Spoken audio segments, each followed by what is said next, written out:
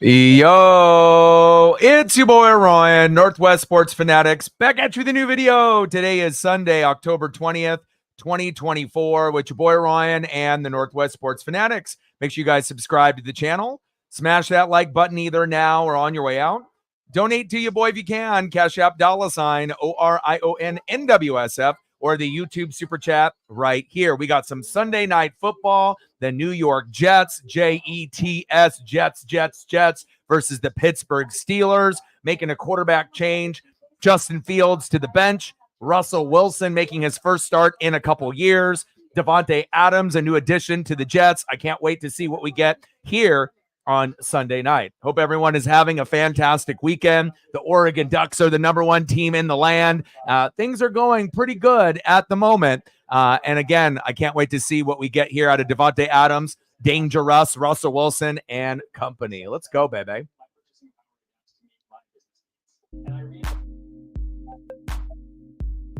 And on the thumb, on the left, we got Aaron Rodgers. And on the right, TJ Watt. Let's go, baby. Megan in the building, what's good? Reflect in the building, what's good? I had a feeling that you guys were going to win this weekend, and again, just having a few of those defensive starters back, you guys were flying around, and good. You know, it not only helps the other teams in the NFC South, like the Tampa Bay Bucks, but it also gets the confidence back that you guys had when you guys started off 3-0. It was very lonely at the top in the NFC West, but then went on a little bit of a skid, but it seems like, obviously, you're getting right back on track, so a big win for the Hawks. Hey, go Pack, go. I see you. Air Jordan in the building. What's good? How are you? And, Green Bay obviously, is cooking. And again, not very many organizations are going to be able to go from Bart Starr to Brett Favre to Aaron Rodgers to Jordan Love. And again, it's going to be one of those things where there's going to be some rough moments from time to time, but, the defense is flying around. Again, Jordan Love has got plenty of weapons to be able to make that team successful at the end of the day. And again, got a good record at this point moving forward, especially with the best division in the NFL, the NFC North. Captain Oreo in the building. What's good? Megan in the building. What's good? And that was really the main reason I think that a lot of the losses, if you don't have those guys up front to stop the run and get pressure, it's kind of hard to be able to win games. And it was nice to be able to see those defensive studs healthy and flying around. Stacks on stacks, racks on racks, a little Cactus Jack, bang, bang, $2 holla, appreciate you. Reflect with a $3 holla, we're at $5. Appreciate you. Stacks on stacks, racks on racks, little Cactus Jack, bang, bang. We're at 5:95 to go. Let me know what you guys want to do for photos, and I got you. Sarah in the building. What's good? I did see that. I normally in the mornings and on Sundays, if I'm not, doing reaction videos or if I end up waiting till Monday, but I typically watch, 3 or 4 games at the same time and Red Zone. So I did see when Josh Jacobs got his first receiving tutty there. So obviously that is a good sign with that Lambeau Leap. I did see that live.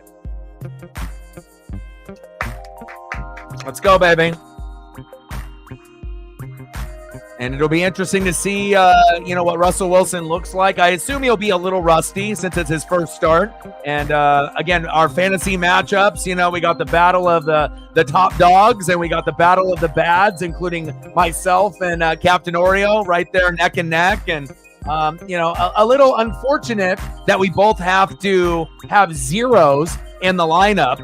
It's like, we don't put in Deebo Samuel for Captain Oreo and Tank Dell to get a fucking 0. And again, I used to really love fantasy and, I'm not going to ever give up. I'm always going to, give it all I got. But this is really testing my patience this year in fantasy football. With all the research and all of the film and all the articles and all of the prep, at the end of the day, fantasy is about luck. And sometimes, you have an idea when guys are going to be able to score, but it's a little creepy that both of our guys in the same exact spot zeroed out, and now we're both projected at 100. So we're nowhere near being like Matt and Reflect, where they're almost at like 150. So someone's going to win between the battle of the bads between me and you, and more than likely it'll be you. But again, if Brees and Garrett Wilson have a little bit off games and they get a little bit less than expected, I got the Jets defense tonight, so obviously I need them to get some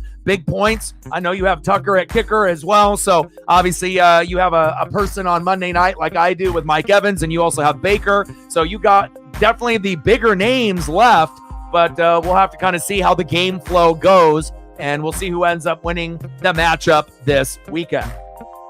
Captain Oreo in the building. What's good? $5 holla. Should have had it last week if we're really being honest. But again, it seems like when you do get the number one ranking, you lose it, right? We've seen 4 or 5 teams at number one not be able to hang on to that record. Georgia, Bama, Ohio State, Texas. So it just seems like, if you end up being the number one team, you typically lose pretty soon after. And we got one tough game left with Illinois, and they did a good job on Michigan. But I think it is a winnable game, obviously, at Autzen, the way that we're playing. We could end up going undefeated for the regular season, but that doesn't mean that we're going to win it all, especially if there's going to be a college football playoff. So we'll see how it goes. But we should have been the number one team last week, and that's fine if they want to have some West Coast bias. But there's nothing that they can say now after shutting out Purdue and then having, obviously, Georgia beat Texas last night. And we'll hang on to this record for at least a week or two, and hopefully we can hang on to it for the rest of the regular season, but no guarantees. But it's the first time the Ducks have been number one in a long time, and it feels good. I think our defense is legit. Like typically Texas and Georgia. Offense, not so much, but hopefully we'll be able to hang around for a little bit with that number one record. Let's go, baby. Stacks on stacks, racks on racks. A little Cactus Jack, bang, bang. We're at 10, 90 to go. Appreciate you. Oh, yeah, absolutely. Out of all the uniforms that were worn this weekend, you could argue that those were at the top, definitely in the top couple. Besides those all-white unis, Illinois' helmets that they had painted to look like leather helmets over the weekend against Michigan, I thought those were very, very cool. And sometimes, doing something a little bit different to give you that extra swag and energy and aura. You look good, you feel good, you play good. And I've never seen helmets. I heard it took about 2 hours to make each one for those custom helmets that Illinois wore. But again, it worked. They ended up beating Michigan, and they looked very clean, just like your Packer unis this weekend. Matt in the building. What's good?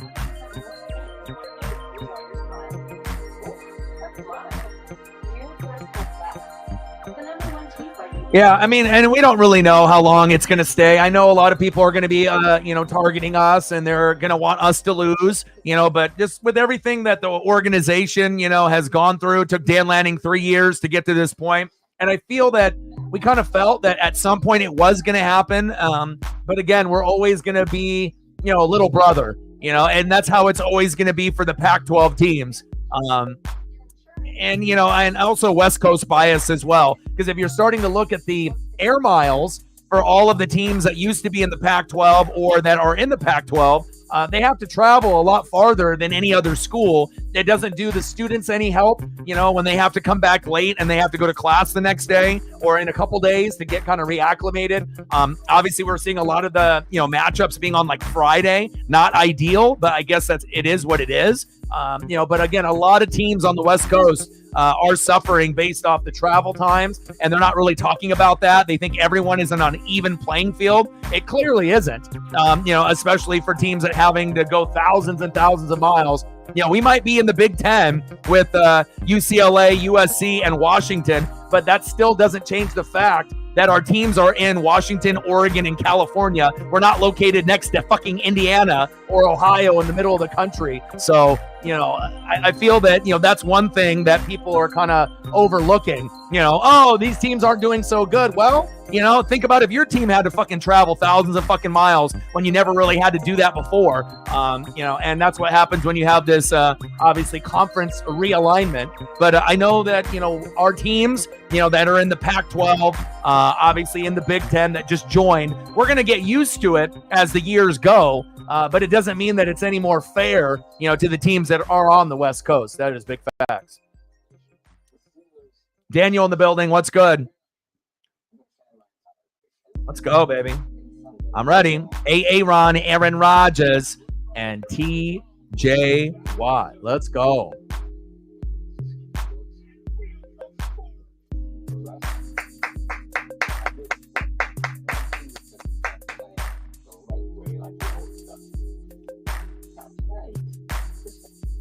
Yeah, but the thing is they can't put Penn State at 2. Nobody thinks that Penn State is the second best team in the fucking country. Come on now. Again, I know you're a Husky through and through, and you don't like seeing us at the number 1 ranking. You can be honest. A captain. Like I said, you're a Husky, I'm a Duck. We have the rivalry and whatnot, and you genuinely aren't happy to see us up there and hope that we lose to Illinois and we drop that ranking, and that's fine. And again, I'm not saying that Oregon is going to go all the way or we're going to hang on to this number 1 ranking forever, but at least someone is representing, the Pac-12 in the Big Ten. You guys did it last year, obviously, and you guys dominated, and we were right there next to you. And obviously, we got to wait a few years, it looks like, for the Huskies and the Trojans and the Bruins to catch up. But I do, have confidence that you guys will over time if you can get the right coach and the right recruits and the right pieces in play. But Penn State, no one on planet Earth thinks that they should be number 2, okay? Because if you put Penn State against Georgia or Texas or even fucking Alabama, they probably would get crushed. So, again, Penn State is a pretty good team, but I don't think they're good enough to be, at the top, over other teams that, hell, Penn State isn't even better than Ohio State. Let's be real. They're going to end up playing each other here pretty soon. I guess we'll find out, but I highly doubt Penn State can beat Ohio State. And if you can't beat Ohio State as a Penn State team, you definitely aren't going to beat Georgia or Texas. So, it is what it is. It's not like Saquon Barkley's on Penn State right now. All right. It's a little different. So you do hate Oregon. It's okay to admit. And most Husky fans do. That's just how it goes.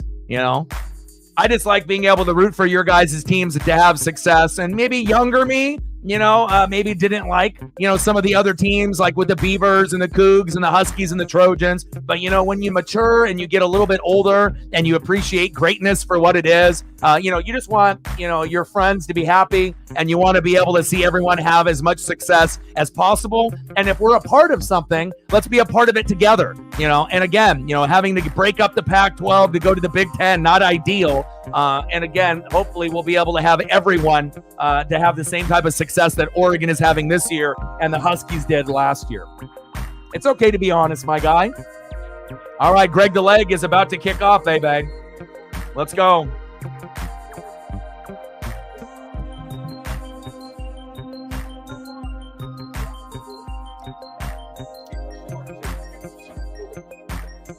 All right, Sunday Night Football, here we go.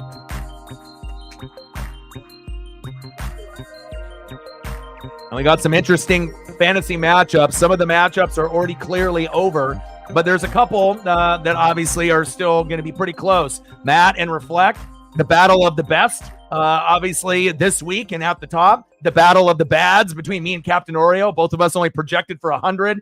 Reflect and Matt projected for almost 145 to 150. How is it going to go? We don't really know. Zini ended up beating Chief with the Jaden Daniels injury. It looks like we got Megan and Elliot pretty close to each other. And obviously Shep beat Sarah here this weekend. First down and 10, man in motion.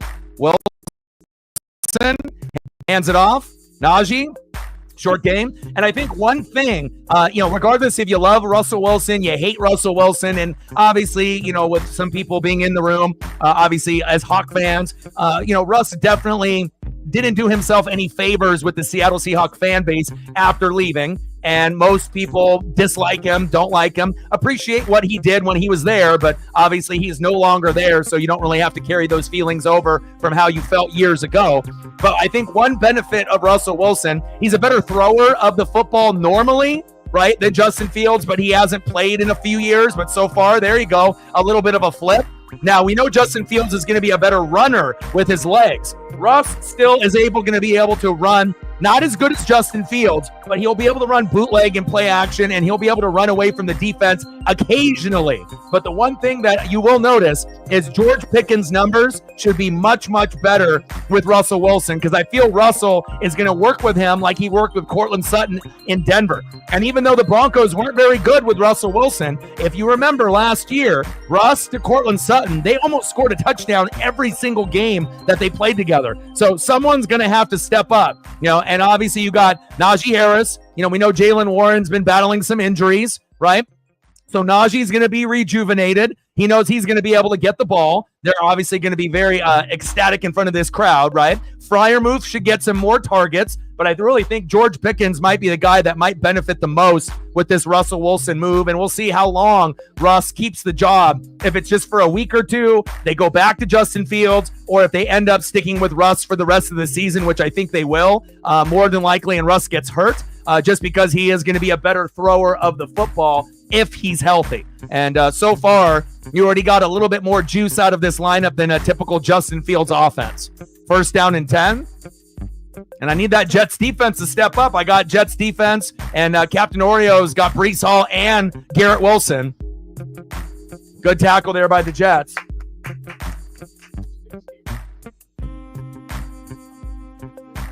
I mean, I think a lot of people, don't like Russ, and as much as they used to like him when he was in his prime in Seattle, is because he's turned into this like diva, and it's like, you used to be a top 3 quarterback, no doubt. No one could ever deny that. You used to be top 3, and no one could argue it whatsoever. But he still acts and talks like he's still top 3, and you're not, and he's like in denial mode, like, I don't know what Sierra and his kids and his family and his prayer music and all the shit that he listens to, but he's definitely being brainwashed by the wrong people. And I know you got to be confident, at this point in your career, to make yourself believe you're better than you really are. But also you got to be a little bit humble and recognize that, you're not the player that you were, 10 years ago. And obviously, he's definitely living in his own world. That's for damn sure. But we'll see if it ends up bringing the Steelers a little bit more success of him being a better thrower of the football,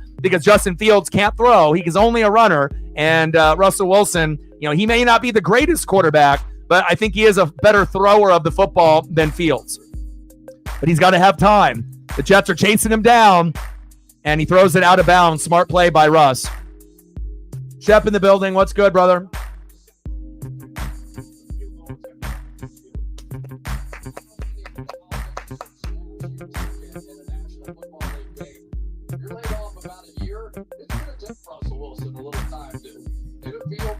Steelers with a kick, Boswell, and it's good. 3-0 Steelers.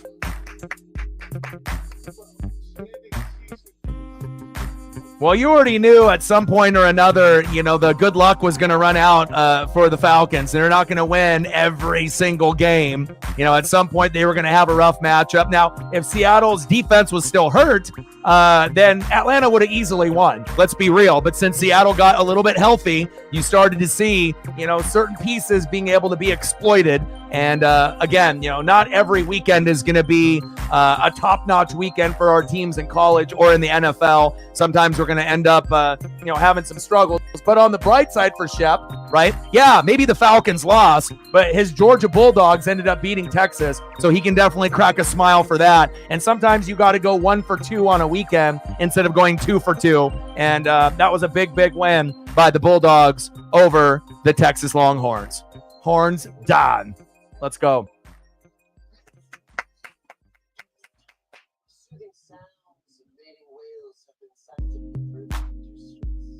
So have our sales. It's our one for the road tire sale on Nokia Tires One.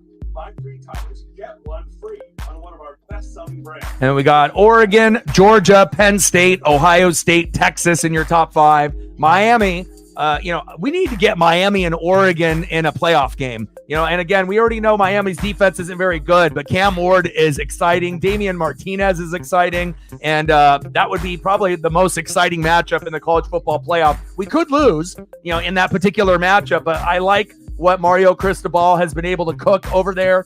Obviously, we know him making some mental errors, like when they ended up having that one play in the fourth quarter where all they had to do was kneel it and the game was over. But then he decided to hand the ball off to the running back. He fumbled. The other team got the ball and scored. That was probably the lowest point of Mario Cristobal's career after leaving Oregon. But to be able to pluck Cam Ward, the best player from the Cougs, to pluck the best player from the Beavers, Damian Martinez, star running back, and putting both of those guys on Miami has made all the difference. 7-0, number 6 in the land.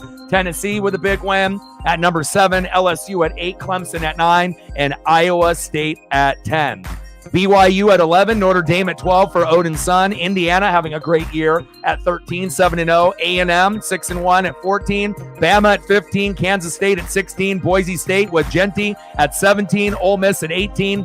Pitt at 19. Illinois, who's going to be going against Oregon at 20 at 6-1. Missouri, SMU, and one of the first times that we've ever seen Army and Navy are both undefeated. And not only that, they're both in the top 25. Crazy. Army is 7-0. Navy is 6-0. I have never, ever seen both of those teams undefeated, let alone one. Good for our military and good for our military football squads to be able to see something like that. Because a lot of times with Air Force or specifically Army and Navy, usually they only have like a win or two, maybe like 3 at the most. So for them to both have those type of seasons together, that's going to make that Army-Navy game even more special, obviously, down the road. Thank you, man. And I appreciate Georgia clipping Texas to get us that ranking. Even though we should have been it last week, but we had to wait one more week. And again, normally when you get the number 1 spot, you lose it. We've had 4 or 5 teams try to hang on to that number 1 spot. Bama, Georgia, Ohio State, Texas, and no one's been able to hang on to it for more than a couple weeks. And that's what, it shows you. There's a lot of parity in the NFL, but a lot of parity in college football this year. And not only that, anyone is beatable. And we have a college football playoff with a shitload of teams in it. So it'll be very exciting to see at the end of the day who is the champion of college football in 2024. Shotgun set, Rodgers. Devontae Adams getting the first look, incomplete. Devontae looking good in that jersey and that helmet combo. Just a little bit different shade of green than they're used to, but still with the white. Just a little bit different green than the Green Bay Packers with that green and yellow. But Devontae definitely looks better in that uniform than he did on the Raiders.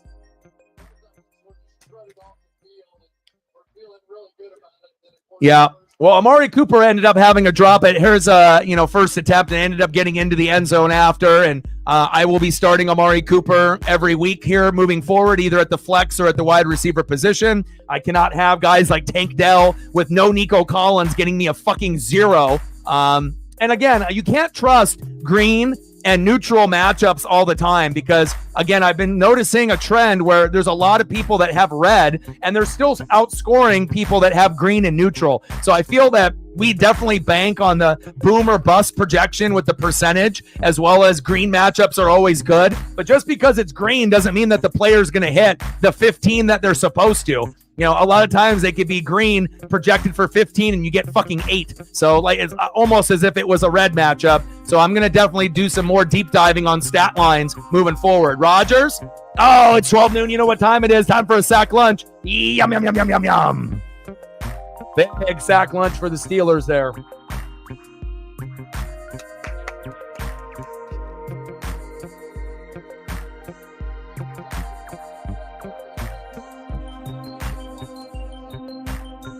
This is going to be a good game.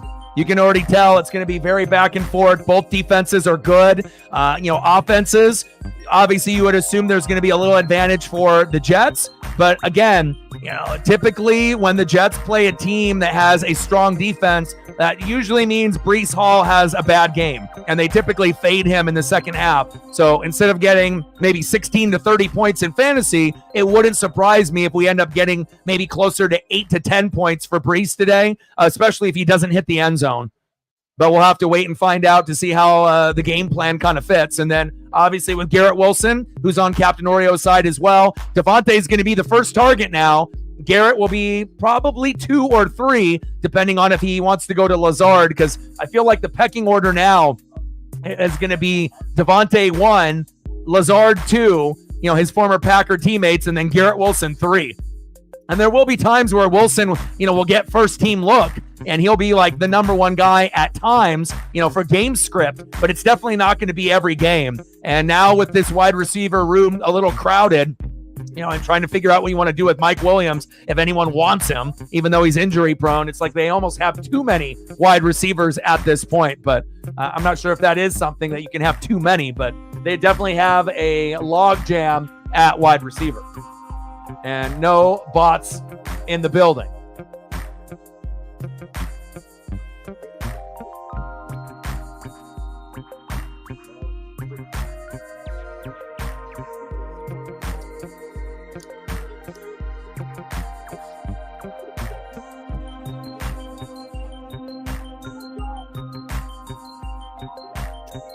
So due to lack of support and whatnot, I ended it and I deleted everything. So again, my mental health and my grind and my effort, and my time means something. So for me doing this, full time and being able to, have to take care of Paisley and figure things out, we have to be at a certain number of views or likes or donos. And if I get to a point where we're a couple hours in and we're not at the, point where I feel, that we need to be at, then I have to make a tough decision. And I ended up watching the rest of the game with Paisley and taking care of her. And I don't want to have to do that often. It'll probably happen a few times a year. But again, it's up to, be able to hit the algorithm. We have to be at a certain amount of likes and views and donos.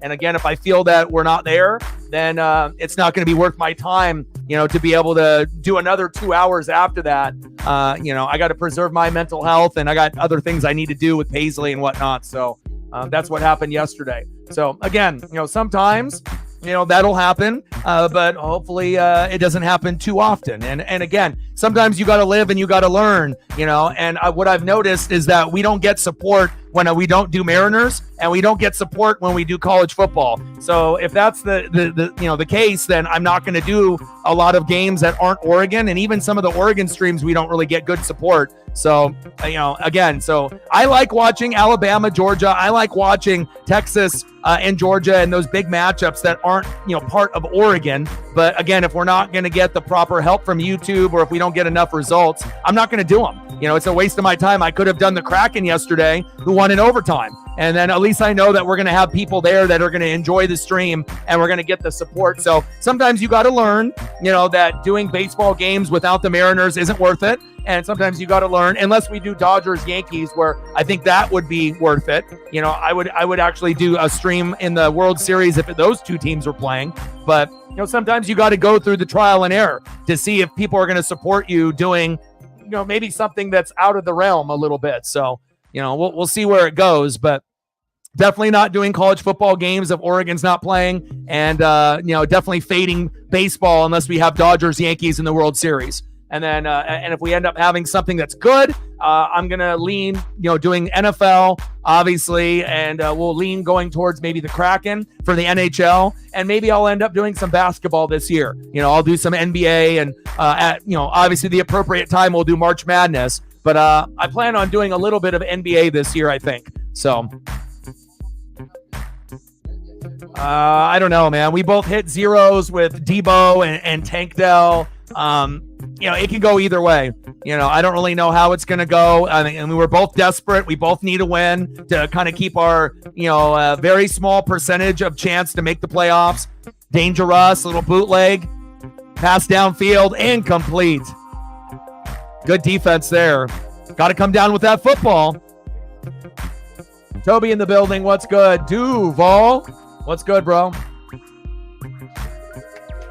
But I think I'm going to end up doing, probably more Kraken. And we haven't even done a Kraken stream yet. And I've been wanting to do one for like a couple weeks now. So I made the wrong choice of the wrong game yesterday. And again, we should have done the Kraken last night for a late night stream, but we will be sprinkling some of the Kraken matchups here very, very shortly, especially if there's, no NFL on. I'm going to see when they're available, and we're going to definitely get some Kraken games in. Big overtime win against Calgary, and the Kraken look a hell of a lot better than last year. New coach, we got a couple new players. Oh, fumble.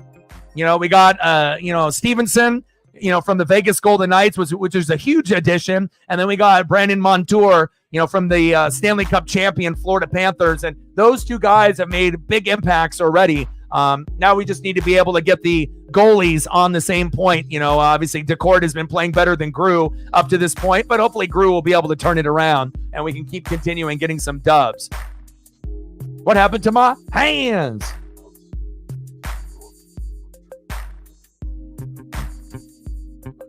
Let me know what you guys want to do for photos for the people that donated, and I gotcha. Yeah, and like I said, I used to have a lot of fun playing fantasy. This is the first year where it hasn't really been fun for me, because I don't have the top tier players. And then anytime I end up getting someone, it seems like they shit the bed or they don't do as good as they're supposed to. I'm used to scoring, 130, 140, 150, 200. I'm usually one of the top 3 teams. I'm not used to being at the, in the middle towards the bottom and having a hard time scoring points in general. But, I didn't get a chance to use Cooper Kupp this week. And even if Cooper Kupp and CMC come back, it's almost too late now. Like, you guys fucked me this year. It's like I got Cooper Kupp for 1 game. I got a CMC for none. It's like it's kind of hard to be able to hang with everyone else, when you can't use those 2 pieces on top of the rest of the team that I had. And some guys step up and others haven't really played to my standard. And, I'm definitely evaluating a lot of these guys where I'm never going to draft certain guys ever again. And, it's my fault. I took too many risks and a little bad luck with injuries, and I screwed myself. And, sometimes you got to be able to make a mistake and learn that, yeah, you fucked up. And then you just have to be able to not make that mistake next year. And hopefully you can have a little better luck with injuries. And then hopefully I will be able to, step up and keep up with teams like Reflect and Shep in the future. But I'm still going to be grinding away, and we'll see what happens here between me and Captain Oreo. Someone's got to win out of the battle of the bads. And if I do win, I'm going to have a decent shot, hopefully, to get to that number 4 spot, which isn't, a normal goal that I have. I normally never say, hey, I hope to get 4th. But, 4 teams make the playoffs out of 10. And this is probably the deepest that the league has been, as well as an unusual year in fantasy, and again, you can definitely tell the teams that have the best players, they're obviously at the top, and you can definitely tell the damage that those players are doing. So if you look at Shep's team and Reflect's team and Zini's team and even Matt's team, when you have those big name players and they're not hurt and they're playing well together, or you end up having good luck, that helps too. Like, I feel like with Reflect, the guy is the luckiest guy in our league, because even when David Montgomery's knee literally fell off and he should have had an ACL tear, if it was any other player in our league, he would have been out for the year. And then lo and behold, right, what happened? David Montgomery goes to the tent, ends up getting a shot or 2 or whatever, and then comes back like nothing happened. I wish that could happen to other teams other than Reflect, but you got to be the luckiest player in our league. You've had a shitload of injuries, but it still hasn't hurt you. You still have had enough replacement players and guys that you picked up. Yeah, he didn't score a touchdown, but based off the injury, it looked like his season might have been over. And for him to come back, only a couple series out, it made me laugh, because if it was me, he would have been out for the year. But since it was you, lo and behold, David Montgomery comes back after like a missed series or 2 and like nothing happened. So congratulations on being the luckiest player in our league based off injuries. And again, you're still kicking ass and taking names, and hopefully you can sprinkle a little bit of that luck, for me as well. So. And also, we didn't believe in the Patriots last second. You ended up dropping DeMario. I ended up not having a comfortable feeling with Drake, even though he got to 20. Good tackle. First down, Jets. And I could have kept Drake May in there and got 20 points instead of going for Darnold, but I was kind of looking more long-term because I was only going to use May for this week. So I figured, fuck it. Might as well, just get, the guy I trust most. And, now if my record was good, I could have rolled the dice, and just did the Drake May thing. But, I just had a bad feeling late last night around midnight thinking that they weren't going to score as many points because, when I did Joe Flacco, I trust him. When I did Caleb Williams and the weapons that he has around him, I trust him. But Drake May only had one good game prior to that. So something was kind of irking me a little bit where I was like, man, what happens if he ends up getting like 10? And then I'm definitely going to lose to Captain Oreo. And I just couldn't live with myself if that would have happened. So I had to go with Darnold, even though I know that he might have gotten a couple picks. And I still ended up scoring about 4 less, but it is what it is. But it does show you, targeting certain defenses that are terrible, regardless if it's Joe Flacco, Caleb, or even a guy like a Drake May, you can score 20 points or more against a shitty defense. It's proven. Even a Drake May can get you 20.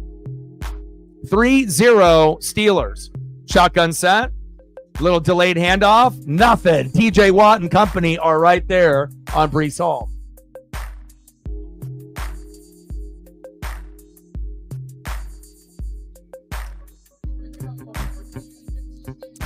Yeah, you had a good draft.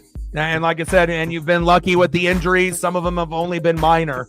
You haven't really been hit with the season ending except for the Rashee Rice. But it definitely shows you having high caliber wide receivers is much better than high caliber running backs. Even though the running backs had a great week this week overall, but it's definitely more... you're going to be more successful if you have high-end wide receivers. They give you more upside than high-end running backs, unfortunately. And I don't know if we're ever going to get back to the point where running backs have the same kind of value, as they did in years past. If you got Kenneth Walker or you got Saquon, yeah, there's going to be games where they end up getting 20, 30, 40, but there's also going to be games where they give you 5 to 8. But if you get guys at wide receiver that, typically get those targets, those are going to be the pieces that will be more than likely a little bit more consistent. So,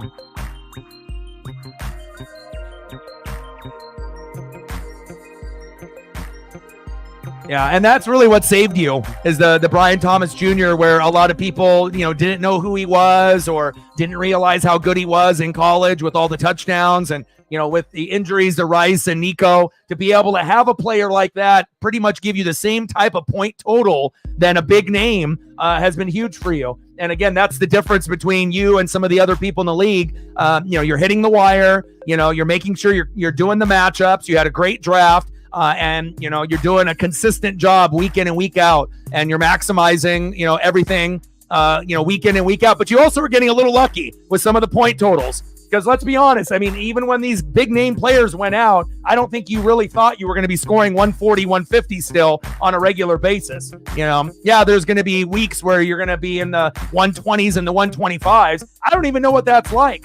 I want to be able to hit 125 instead of a fucking 100 or like 90. When's my turn to fucking hit 140? When's my turn to hit 150? Maybe when CMC and fucking Cooper Kupp come back, but by that time it'll probably be too late for me. I want a little bit of luck that Reflect gets with his point totals. Because again, it's one thing to be able to get points, out of a guy like Brian, but there's one thing to get like 10 to 15, and there's another thing when you're getting, 18 to 30, to be able to get that additional 5 to 10 extra to help you win. I wish I knew what that was like, but congrats.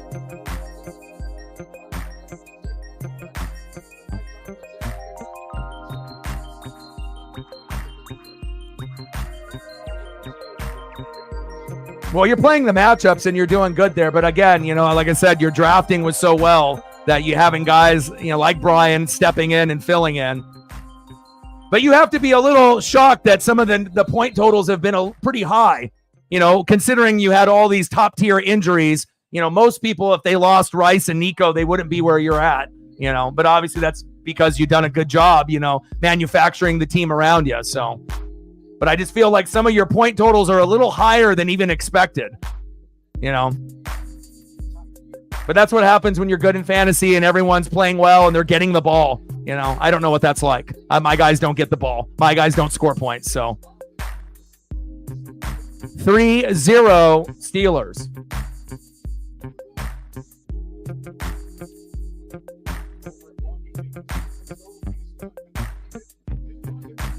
Bouncing it to the outside. Touchdown, Jets. There's some points for you. Nice touchdown there by Breece Hall.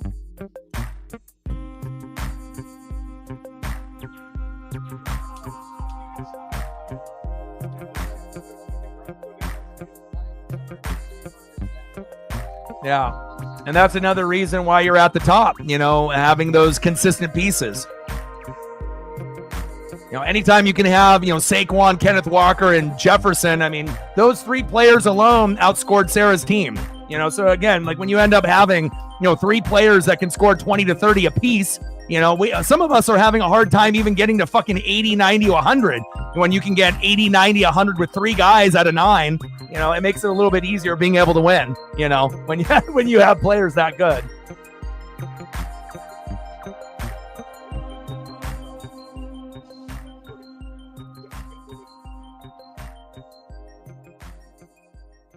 Seven, 3 Jets. All right, we'll see what happens with Pittsburgh here when they have the ball.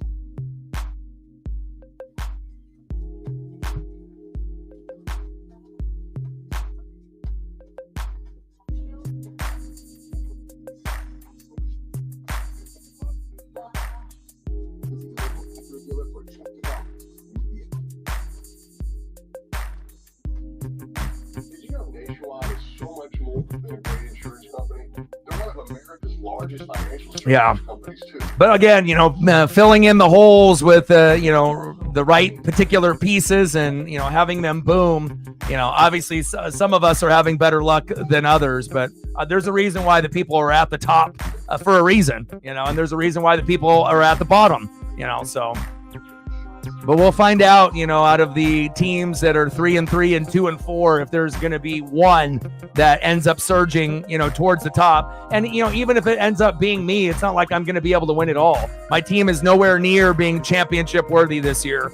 You know, it's like there's going to be someone that might be able to get that 4th spot. But then if you get the 4th spot, then you're going to play like Reflect in the first round and lose by $1 billion. So, you know, but it would be a good accomplishment for me if I can get there. You know, since it's probably the first year ever that I haven't really had fun playing, but, you know, it is what it is. No, false information by, you know, social media people. AK wants to finish his career in Nolans. So anytime you end up seeing AK saying, you know, I want out or this or that, or supposedly that he said that, it's all false. You know, he wants to stay there. And again, you know, they know the team is bad and they, you know, started off 2-0 and they've dropped 5 in a row. But he's really the only thing that they have left on that roster. So I don't think that they're going to trade him whatsoever.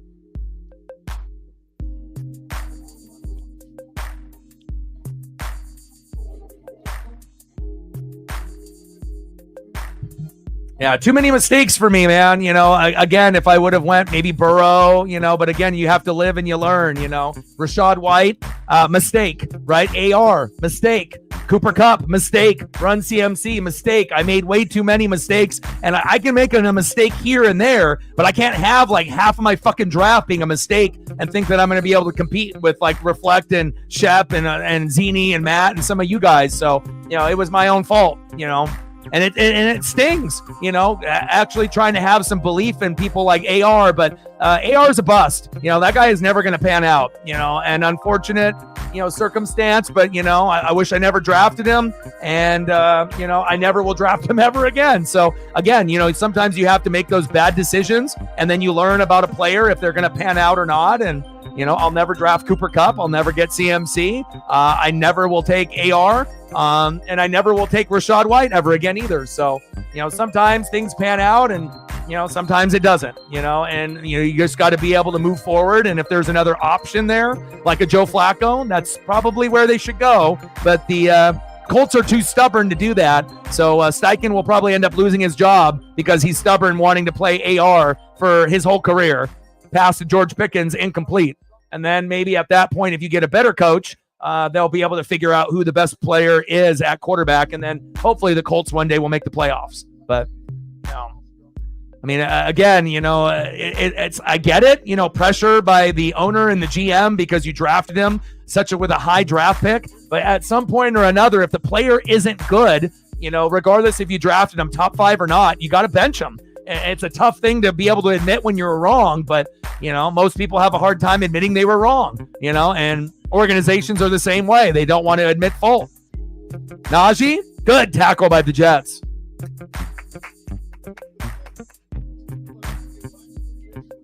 I mean, there's still like some benefits of AR. Like when he gets to the outside, he can run, and so there's one part of his game where, he can run. But other than that, as far as a thrower, he can't do that. And then he's kind of limited to, you feel like he's going to get hurt on any given run that he does because that's like the best thing he does. And then when he goes and gets hit, you're like holding your breath. Russ, incomplete. Good defense by the Jets.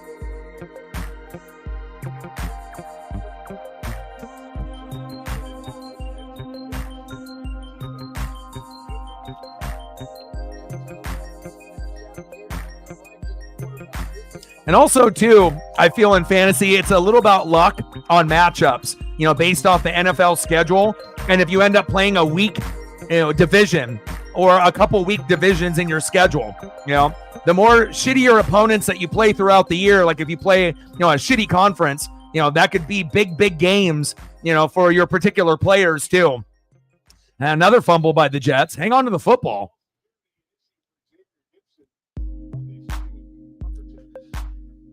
Yeah. And again, I just took too many risks. I thought that, this team could be a very sexy fantasy football team if everyone stayed healthy. But what I ended up doing is making the biggest mistake in the world. And I ended up picking up, the most injured bust team of fantasy football. I had a lot of belief and hope for certain guys and they all let me down, and sometimes that's what happens, in fantasy, regardless if I draft them or not, but there's going to be certain players that have a kind of a historical, injury record, where they're just not going to be able to stay healthy. And obviously once you recognize that, then, so now in the future, if that same situation happens for me again, then I'm just going to have to go with like Joe Burrow and just roll the dice. He's going to have good games, but bad games, but at least it'll be a quarterback that I can keep on the roster all year. Not like AR where I have him for a couple weeks and I got to cut him. So short game there by Breece Hall.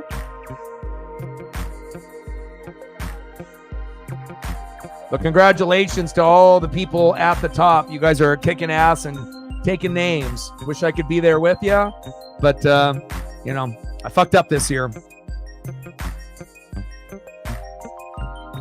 But next year will be different for sure.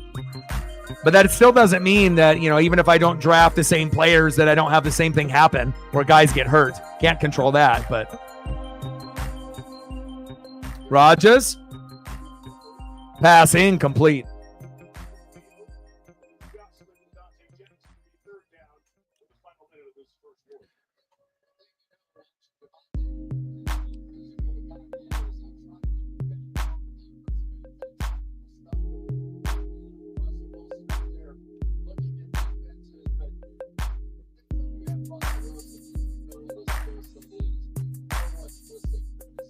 Third down and 11.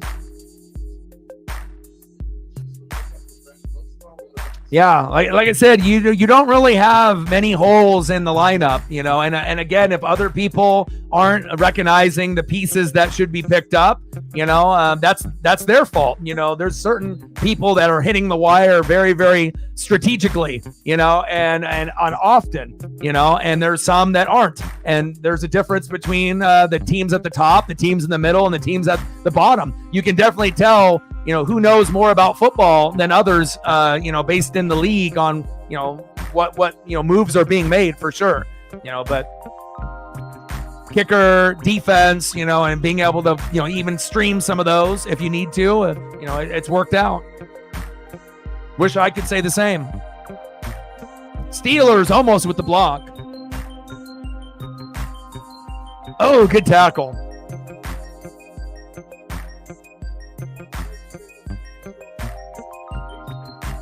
Yeah, you're fucking Mixon fucked me over with Tank Dell, giving me a goddamn 0.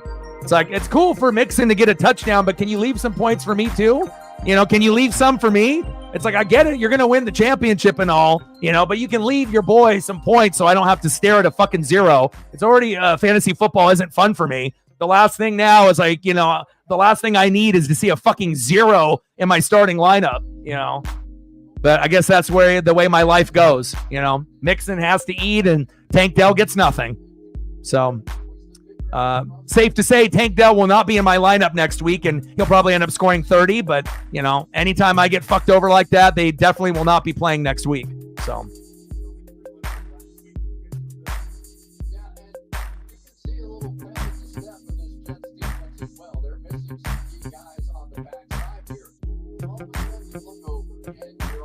Man, couldn't even leave me a point. I couldn't even get a point from you. It's just Mixon, and then nothing for Tank Dell. Not even a point. That's rough. But then on the opposite side, he got a 0 with the player also. So what are the chances of that happening? It's like something kind of is fishy going on, with the sports gods. It's like they almost did it on purpose to have me and Captain Oreo sweat it out. Because it's like, okay, if I get a 0 and he gets a 0, but what are the chances that they're both 0s in the same spot? Like, that's not normal. That's kind of rare, but I don't know. I think like the sports gods just like fucking with me now because I made so many goddamn bad decisions. Now they're just like, oh, we're going to make you fucking sweat it out now. But, we'll still give you hope that you might be able to win because we'll give him a 0 too. It made me laugh when I saw that. Yeah.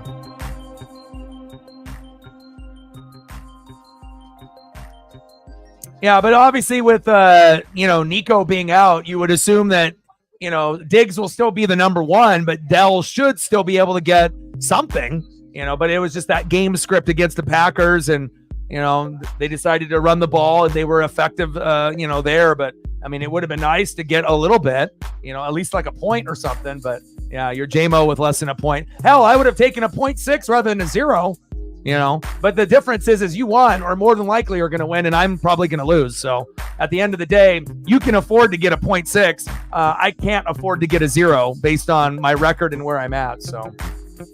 But we're a little weird. Didn't you think that, Captain Oreo? When you see a 0 and then I got a 0, it's same spot too. Like, I don't know. Sports gods making us fucking sweat it out.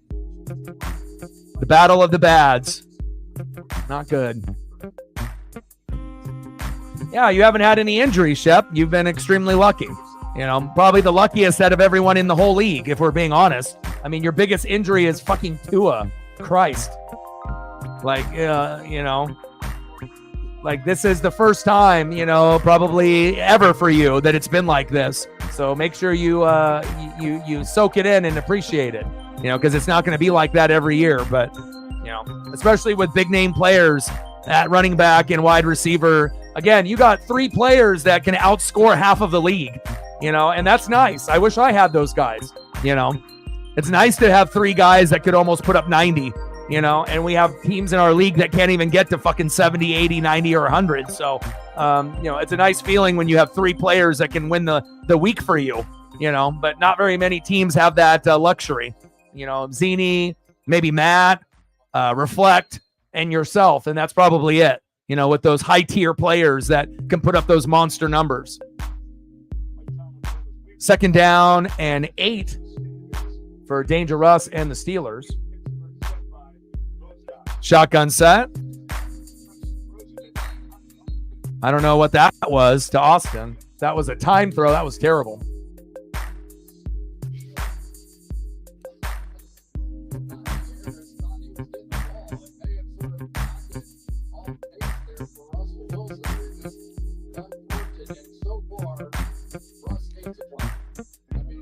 Yeah, no trades. Can't have teams that are already the best in the league getting better. feeding off one of the teams that isn't good and plucking their best player and giving them a fucking tuna fish sandwich in return. Shotgun set. Russ. Incomplete. Steeler fans not liking that.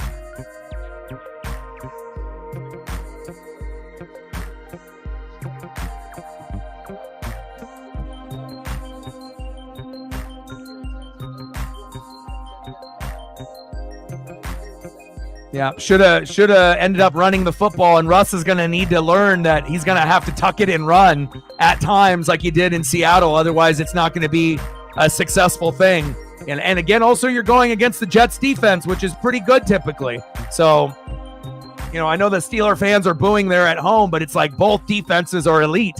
Both defenses are typically top 10, sometimes top 5. So there's not really a whole lot of wiggle room for these offensive quarterbacks. It's going to be kind of hard work, even with the players that you have surrounding you, even though you got Brees and Devontae Adams and Garrett Wilson and Allen the Lizard Lazard. And, again, most teams would just be drooling over players like that to have, but that doesn't mean that they're going to be able to get the ball to those guys, especially if the defense and TJ Watt are in their grill, or, you got some of those players like Sauce and company that are doing their job for the Jets. No, nobody wants fucking Downs and Ridley. And I told you, man, if Joe Flacco's playing, you get value out of Colts players. If he's not, then there's no value. Flag on the play.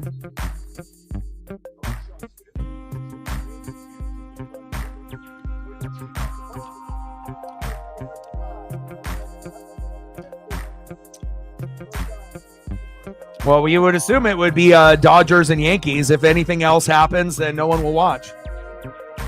I mean, if they want to be able to have the highest rated World Series maybe ever, or one of the top, then it has to be Yankees-Dodgers.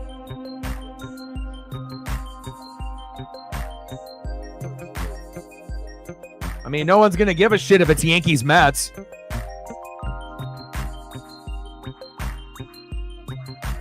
I mean, that would be an easier time for the Yankees to be champions, but it's not going to get the same kind of ratings if you don't got Ohtani or Judge in it. First down and 10. Little check down. Good hit there by the Steelers. Stand with Ukraine with a drive-by like. Appreciate that. Yeah, and what was up with the Browns are so stupid, right, that they got Dorian Thompson, Robinson end up being the backup over Jameis?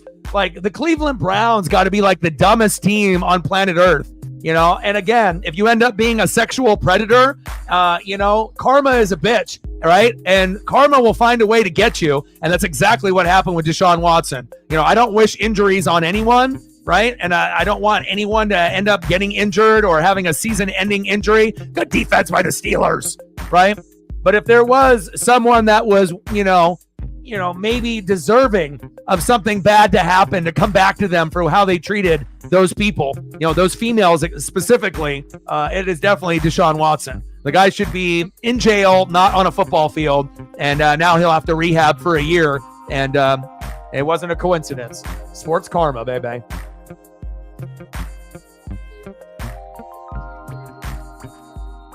Well, Jameis is better than Dorian. Jameis can actually move the football and maybe get Njoku and Judy the ball, and Chubb came back, and, it's like he's going to make mistakes, but he gives you a better shot. And if you had Jameis starting at the beginning of the year, you probably would have more wins. I'm not saying that he's a good starting NFL quarterback. He is more of a backup, but out of all the backups in the NFL, he's probably a top 10 backup, just with the way that the league is at right now. I mean, I don't think anyone would want Mason Rudolph over Jameis, right? So there's a lot of quarterbacks that are out there, Mason Rudolph coming in for Will Levis. But yeah, we know Jameis has won a Heisman and he was good back in the day. And we know that he throws a lot of interceptions and fumbles a lot, but he also can throw deep touchdowns and get the game going and, make players feel excited. And, there's a good Jameis and a bad Jameis, right? Not someone you necessarily would want to start, but, I guess if you have Dorian Thompson, Robinson, and Deshaun Watson, yeah, maybe you would want to start him. He's the best one out of those three. So, They had Jameis as emergency at third string, which, I mean, if he's injured, that's fine. But if he wasn't, like, why would you not have him as second string? That's, is it because he's got a weird personality? And if you don't like his weird personality and him being so eccentric and saying weird things and making weird videos on social media, then why the fuck did you sign him if you thought he was a weirdo? Like, if you already knew he was a weirdo, right? Like, don't even sign him.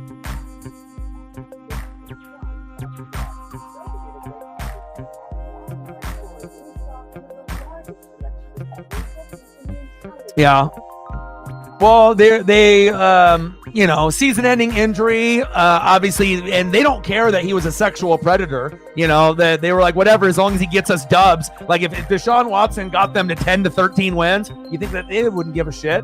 Acting like he didn't do anything wrong. All they care about is wins only, wins and good stats, and beating the other team, and that's it. And obviously, the way that he's played quarterback this year, he's pretty much looked like the worst quarterback in the NFL. So, and it's not right to cheer when a guy gets hurt, or anything like that. But, Browns fans, I don't think they're the classiest, right? Some of them are suspect, right? So they're not a very smart organization, and, we'll see what happens. But if Jameis does get a chance to play, there will be some, a little uptick in stats, and Njoku would probably benefit the most for Reflect, of course, right? And and even Judy might be able to get something going rather than nothing all year. Hybrid in the building. What's good? Ravens and Bucks tomorrow, baby. It's going to be a good one.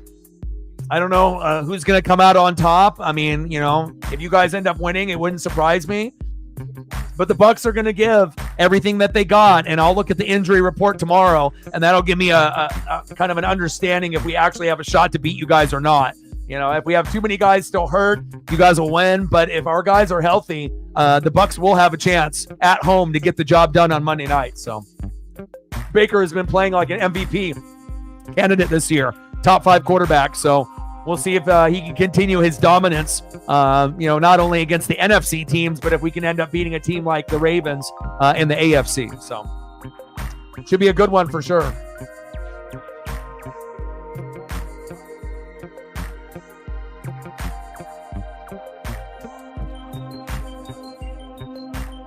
I mean, based on the success of Joe Flacco, how do you let a guy like that walk? You're the Cleveland Browns. You should have let Joe Flacco stay there. No, don't even sign Jameis Winston. Let's re-sign Joe Flacco. And if Flacco was on the Browns, could have been big. But again, there's always going to be politics involved. And if you end up spending a high draft pick or you have big money contract on a quarterback, even though you have doubts about him, then you're almost forced to play those guys. Because of the pressure of the money that was spent or the draft pick that was spent. But at the end of the day, if you're evaluating talent, it's very clear to see, who the best player is typically on the team, But then there's pressure, we drafted AR so high, we can't have him start. We can't have Flacco start over him because we wasted a top 5 pick and he's 39. But if the 39-year-old can put up 2, 3, 4 touchdowns and AR can't even stay healthy, and he's, making mistakes, fumbling and getting injured and throwing picks. I mean, at some point you have to just, call a loss and move forward. But a lot of these teams, they don't know how to do that. And that's why they're in the position they are every single year, like the Cleveland Browns, Yeah,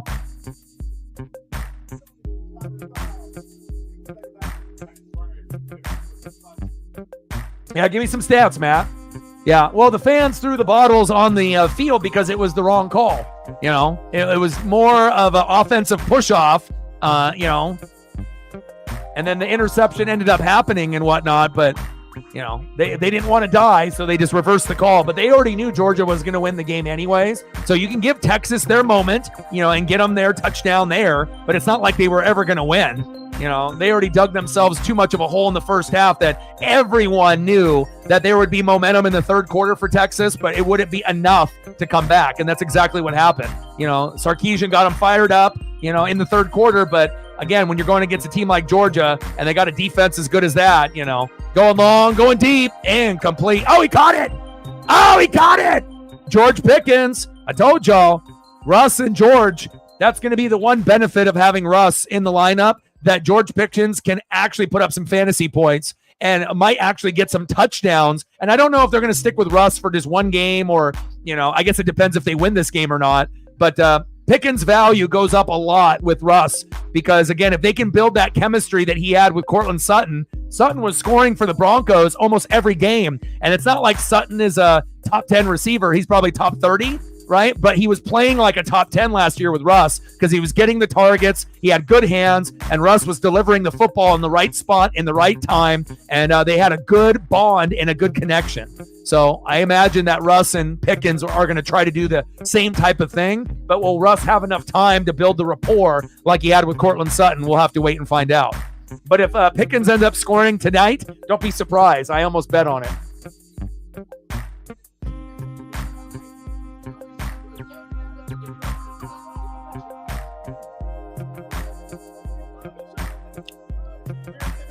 Second down and 7. Russ. There you go. There you go. Rumbling and a bumbling. First down, Steelers. And you would assume at some point, too, maybe Freiermuth will be, a Russ favorite at some point or another if he can stay healthy and depending on how many, plays that he's logged in this offense. Because Freiermuth is capable, of getting touchdowns and first downs, but the tight end position isn't really being used that much. But I definitely think Pickens will be the one that benefits the most with Russ in the lineup, short term at least. And George can win a one-on-one matchup better than anyone else on the offense, besides Najee, right? Speaking of, they can get Najee and Pickens going, then they can continue the success that they've had. So.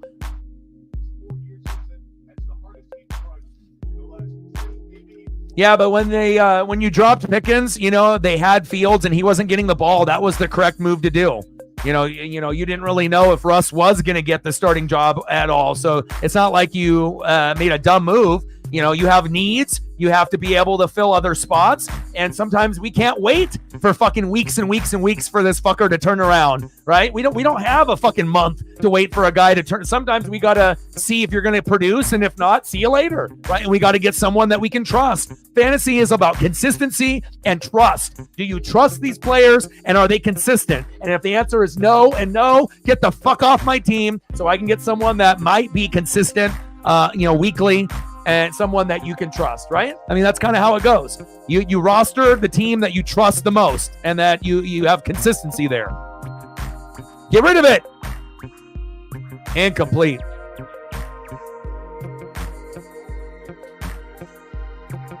Hi, Paisley. You want to come in, lay down with Daddy? Come in, lay down with Dad over here. Kick is up and good, baby. 7-6. All right, I got to make a little bed for Paisley here.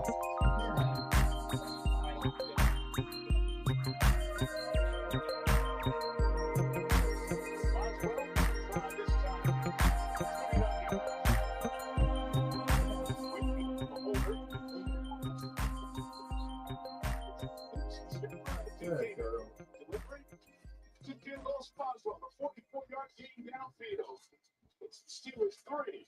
It's within 1.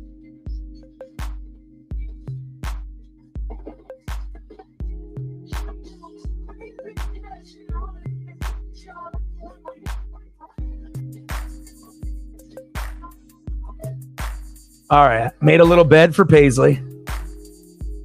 She's in here with Daddy. She loves Dad.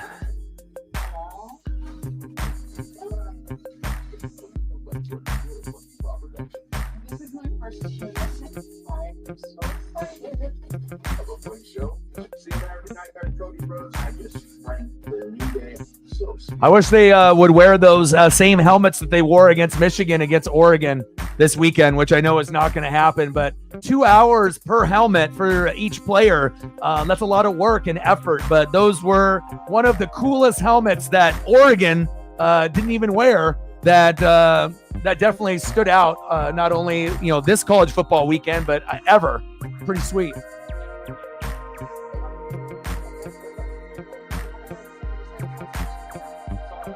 He said, that's why my dogs exposed them. Are you still a little shocked that you lost to Bama earlier since they've been dropping games left and right? I mean, obviously they gave you their A+ effort, and, Milroe is a better quarterback than Beck. And I think that's pretty clear. But even with that being said, Milroe can't, win the game single-handedly, and losing games pretty frequently. Vandy was a terrible loss, and then you lost to Tennessee. Obviously, if Saban was still there, do they still lose those games? Probably not. Or maybe they lose one of those games, but not, maybe not the Vandy game, but maybe the Tennessee game. But well, I mean, if you look at our schedule, I don't know if I don't know if our offense is good enough to win the Natty overall, or even to do dominance in the playoff. But I do know, as far as the schedule is concerned, I think that we could remain the regular season at number one. Again, Illinois will have a shot to clip us. I don't think Michigan will have a shot. Washington as being like a rivalry game at the end of the season.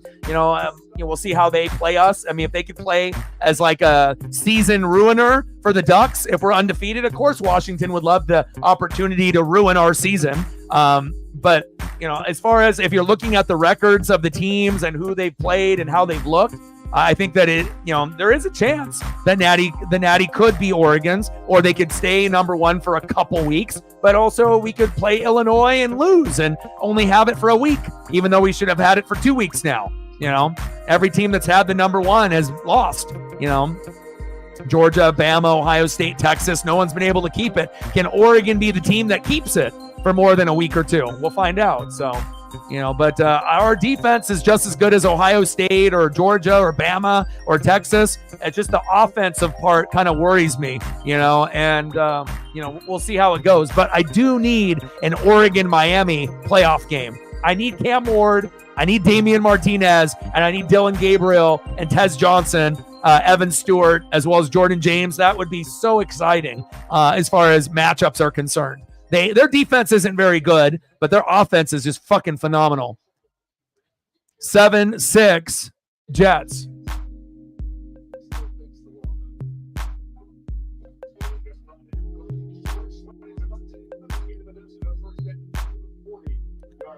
And then also too, we were able to beat Ohio State, and Ohio State might end up winning it all. They're still good enough, even though I don't think Will Howard is very good. But again, we still got to see how Oregon would play against, Georgia. How would Oregon play against Bama, against Texas? Even if they have, had a few weaknesses here and there, their defenses are so good that even if our defense is elite like theirs, their offensive players are better than ours in some regard. So, it all depends on what kind of offense that you're getting out of Texas, Georgia, Bama, Ohio State, and Oregon. Sometimes it's phenomenal. And then other times it's like, what was that? Now, I don't know if there's an offense in college football that everyone is like, oh my God, besides Miami.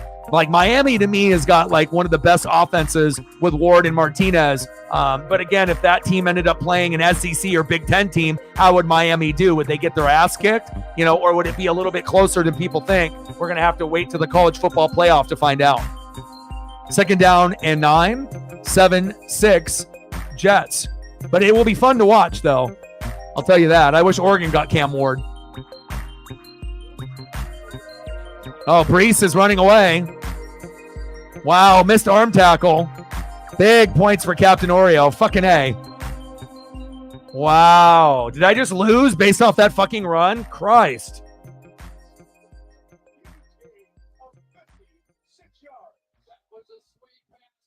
Yeah, Texas quarterbacks are good. It's a Georgia defense. Nice run there, Captain Oreo. Big. Now, fucking A. Brees Hall's already got 20. Jesus Christ. But Quinn Ewers is coming off an injury, but he's not very mobile. He's kind of a pocket quarterback like Stafford, and obviously they were able to beat up Oklahoma because they're shitty. But when you're going against Georgia's defense and you got pass rushers that can get 4 or 5 sacks in a game, and you got a healthy defense, like you saw how good the defense was. They made Texas look like shit on offense, like they made Texas look like Texas A&M or just some other, fucking school, like an SMU or something, like they made him look very inferior. But Arch Manning is a redshirt freshman, so he's got better legs, but he doesn't really have the same kind of throwing ability as Quinn. You know, Quinn has got a little bit more experience, and Arch will get better, you know, but again, it's like you got a redshirt freshman that's like 17, 18 that doesn't really have a lot of experience, who is raw, who will be in the NFL, not just because of the Manning name, you know, in a couple years. I mean, I imagine if Arch stays for a few years, by the time he's a junior, he'll be the number one pick in the draft. And then for Ewers, if he had a little bit more mobility, he wouldn't have looked so shitty, you know, yesterday against Georgia. But Georgia defense made them look like they were average or poor quarterbacks, and they clearly are not. They're two of the best quarterbacks in college football, but you know, defense wins games, defense wins championships, and defense makes you look good. Facts. First and goal.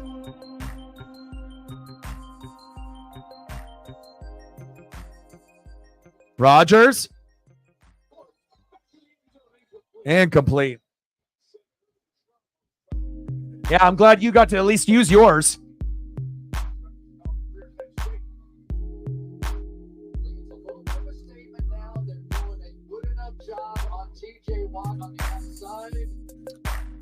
Well, the refs didn't want to die.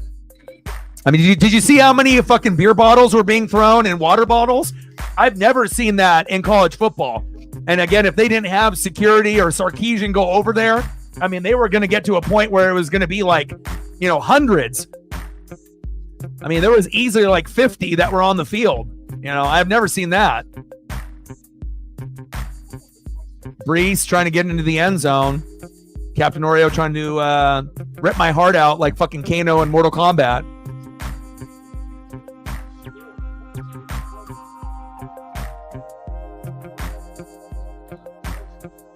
Hopefully I'll be able to use my top picks next year. That'll be fun. You know, it'd be really cool to be able to use your top players, you know, in fantasy. That's what you kind of are hoping for when you draft, right? You can actually use your guys that you pick if they're like high-end players. Instead of putting Tank Dells in the lineup and getting a fucking 0. Third and goal. Rodgers wide open. Touchdown. Tyler Conklin. I felt they should have probably went to him last week, but they were 1 week late, but they got the play call correct there.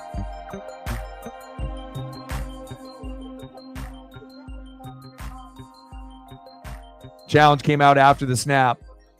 13-6. Well, at least I guess I don't have to have an additional 6 points for Brees on the fantasy card there for Captain Oreo, but the damage was already done on that big fucking run. Yeah, but also if you ended up watching that game, it was more of the offensive receiver initiating the push-off. Like the defender's hands first come up, but the offensive player, the receiver, pushes off, you know, and kind of holds on. And there's, blocked. You know, I mean, there's both of them, you know, grabbing each other, but it was more like offensive initiated, and that was the correct call to you know, turn that back. So.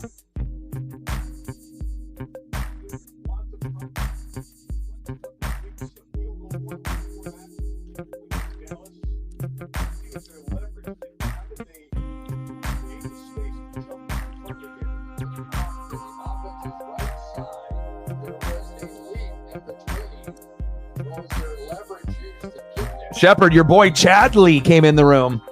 Chadley, not Bradley, but Chadley. Your boy. Flag on the play.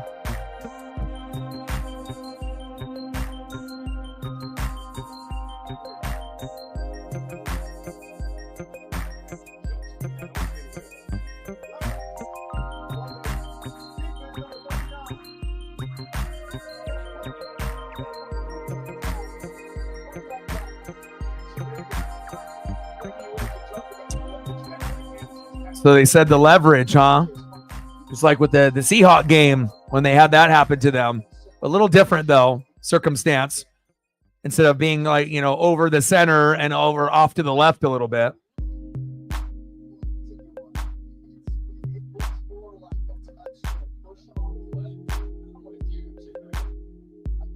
Yeah, he doesn't push off the player. You know, he puts his hand on the back and then he just jumps over him. That should have been clean, right? I mean, like how else are you supposed to be able to block a kick unless you just jump up in the air and then you have enough, hang time to get like a finger on it as you're jumping in the air, not over the center, but like above the center, right? Like how else are you supposed to block a kick, from the left or the right hand side and trying to, dive and get a finger on it, right? But I guess they assume that you just have to be able to do a swim move and find a way. Garrett Wilson with the 2-point conversion instead. 15-6 Jets.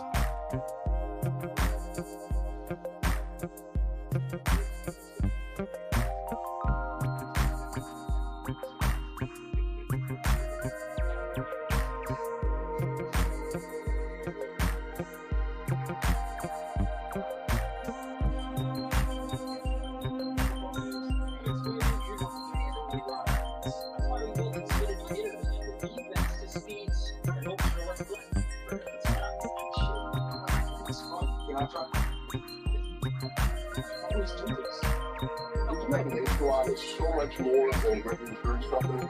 They're one of America's largest financial services companies too. Just like I'm so much more than quarterback picking, I'm also a team. It's lovely tape. Well, baseball would be losing out on a lot of money if they ended up being not Dodgers Yankees. Like this has been the closest that we've been able to have this particular, matchup. And, it's not like the Yankees have been going to the World Series every year. It's been a long time. And what a better way to be able to make it, with Aaron Judge when you got Shohei Ohtani on the other side as well. So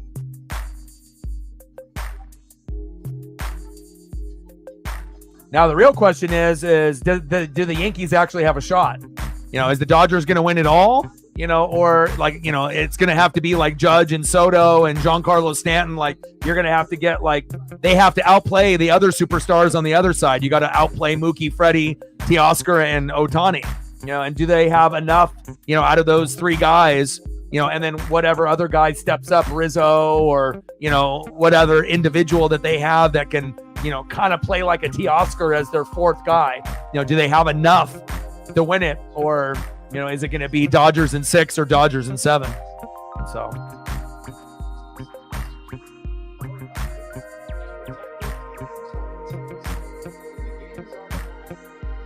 Yeah, I mean, there's always going to be block kicks and missed field goals and missed extra points and stuff. But, again, I feel like sometimes in football, they, spend too much attention on certain things and then they let other things kind of slide where they should be more addressed, so, but I guess it is what it is.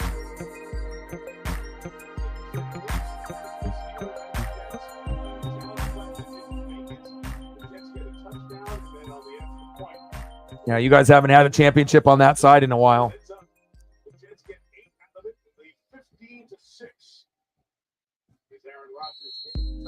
Well, Dodgers are going to be coming in as faces and Yankees will be the heels. That's how it'll go.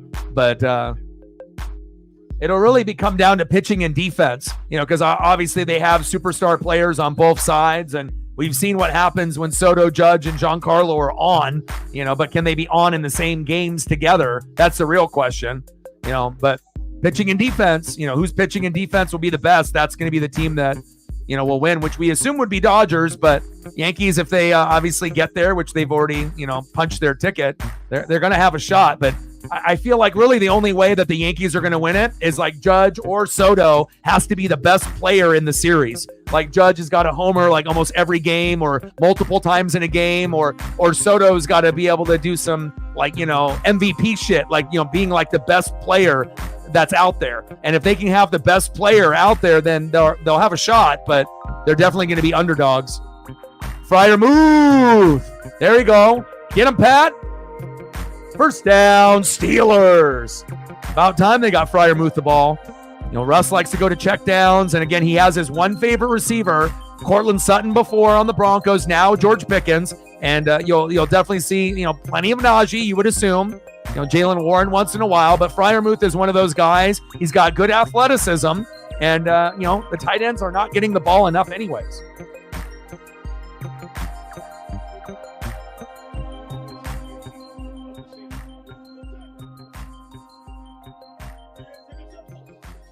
First down and 10. Russ avoids a sack lunch. That's a flag. and incomplete. Yeah. Plus Ohtani getting his first championship and kind of solidifying, so we already know he's the best player in this generation, and he might end up being the best player ever, when it's all said and done. I mean, especially if he can continue this craziness, where if he ends up going like 50-50, 60-60, and then ends up, getting 15 wins and like 3 losses on the mound, like if he ends up going, 50-50, 50 home runs, 50 stolen bags, or 60 home runs, 60 stolen bags, and 15 wins, I mean, you're never going to see that ever again. And, we know Babe Ruth was a great hitter, not as good of a pitcher, but he did pitch a little. Shohei is, has potential to be a top 5, top 10 pitcher. At the very worst, top 15. And we've never seen anything like it. So it'll be very cool to, I'll do a couple, streams of Dodgers, Yankees. I won't do every game, but I'll do a few. I'll do a couple. Russ airs it out. Got a man. Oh, George Pickens, the receiver. Kind of awkward positioning with his body there to try to get that football. Vera Tucker going to the locker room.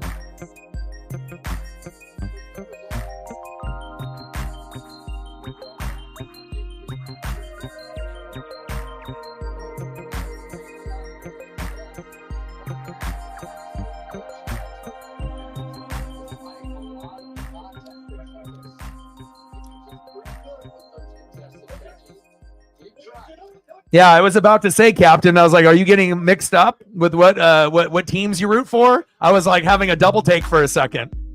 I was like, "Man, if you're a Mariner fan, why would you want the Dodgers to win?" I mean, my dad's a Dodger fan since like the 50s, so obviously seeing my dad happy would be great.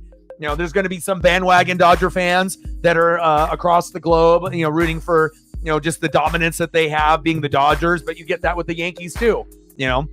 You got a lot of bandwagon fans, but you got a lot of loyal fans too. So, but the American League has, up to this point dominated, for the most part in the last few years, but Dodgers would definitely be the favorite. There's George Pickens. Where's the flag there? A little excessive by the Jets.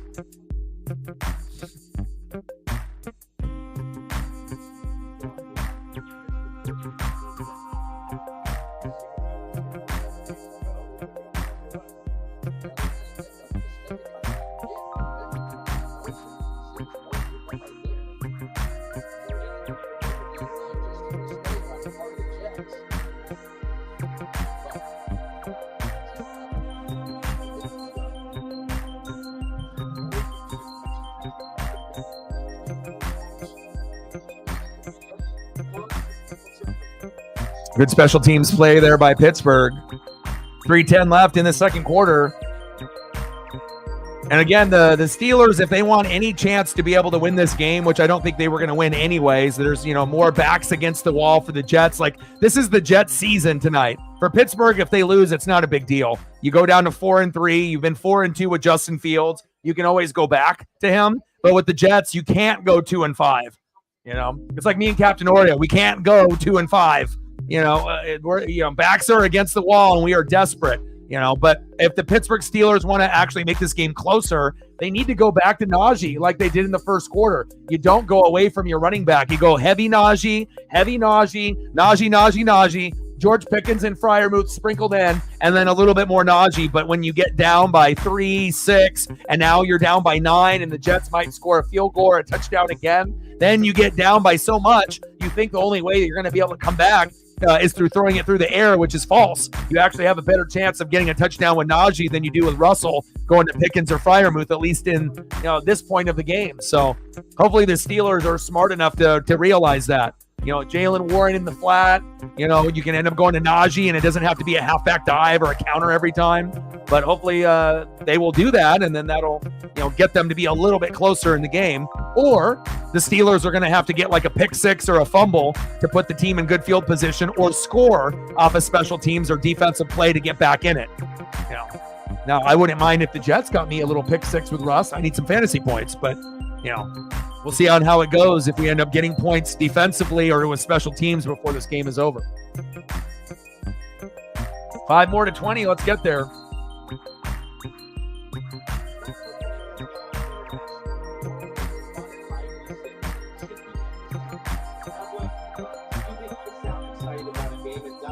So you hear from the locals. Games are over 3 hours long. Is there something wrong in America? 4 more to go to get to 20. We're at 16 now. Thank you so much. 4 more to go.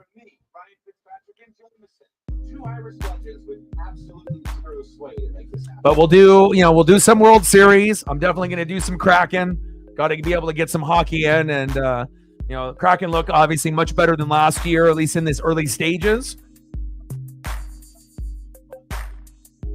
And then who knows, maybe even a little NBA.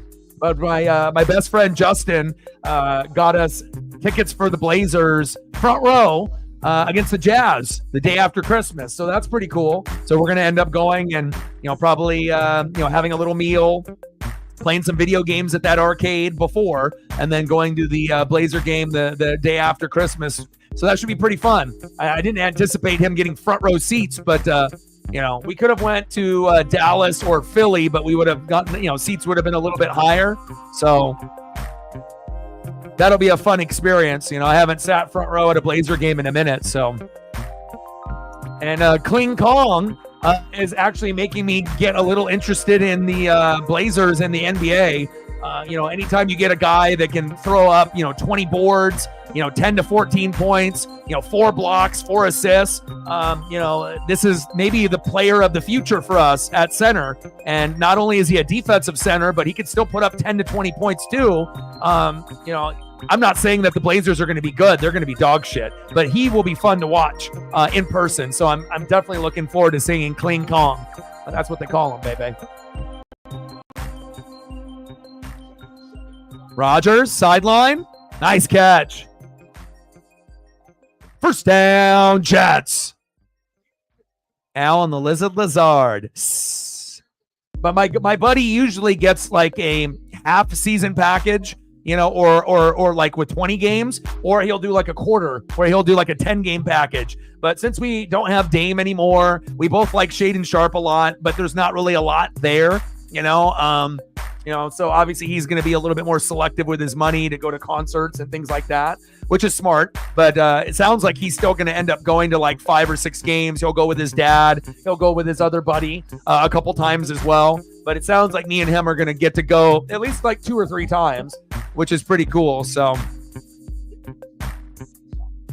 but I'm definitely looking forward to, being in the front row. And it's not like a dead center, like 50-yard line, where you're like in the middle. We're off into the corner, like near one of the baskets, but in the corner a little bit. But still, hell, for front row seats. I mean, we could have got 100 level seats to, Dallas, to be able to see, Kyrie and like Luka and Clay, but we've already seen Luka a couple times, or we could have saw Embiid if he doesn't want to, not play back-to-backs and whatnot since he's lazy.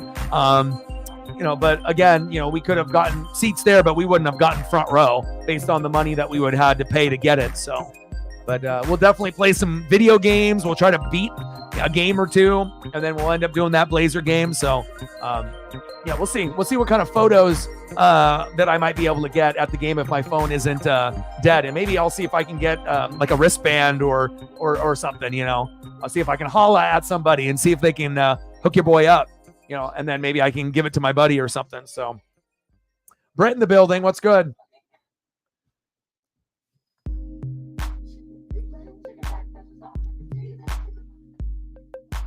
Our favorite driver on planet Earth, Joey Logano, ended up winning, which is obviously a joke. Chase ended up getting into an accident and just hasn't been able to get the rhythm this year. And sometimes it pays to be not only good, but a little bit lucky. And, Logano punched his ticket there for Phoenix, and we'll see how things go. But we're definitely getting close to the end of the NASCAR Cup Series, which definitely makes me and Brent a little sad. We love NASCAR. We love racing.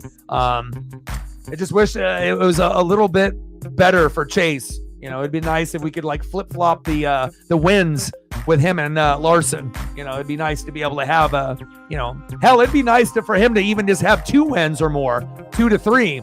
We don't have to get greedy and have to get 6 like Kyle, but we'll see where it goes as the season goes along.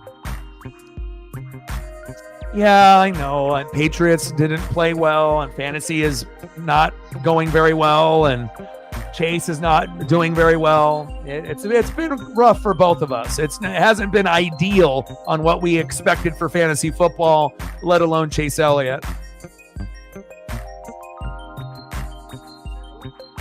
All right, we got 2-minute warning here for a double AA run. Aaron Rodgers, 15-6 Jets.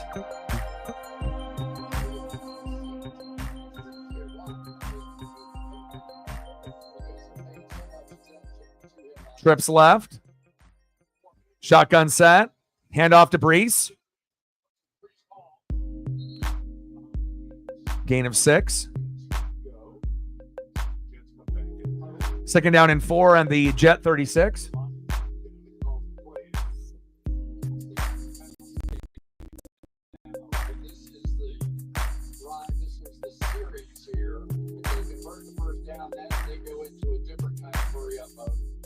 Steelers, on the other hand, would like to get a shot at the ball, but they don't want to call timeouts. That's the Jets offense. So whatever is here decides the strategy. Second and a long 4. Shotgun set. A-Raj. Intercepted. Big play. That's exactly what they needed here before halftime, and hopefully they can get at least 3 to make it, 15-9, or if they can get lucky and they can get a tutty here, 15-13, we got ourselves a ball game. Let's go.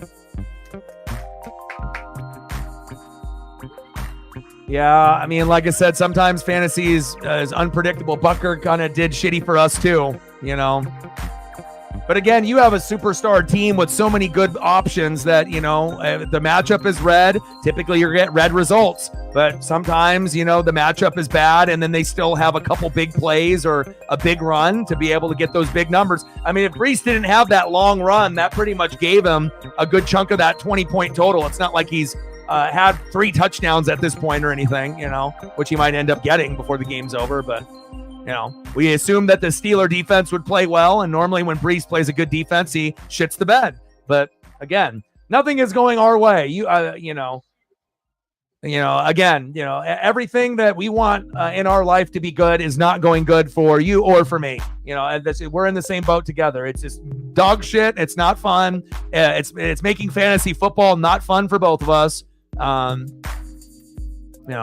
Hopefully next year will be better.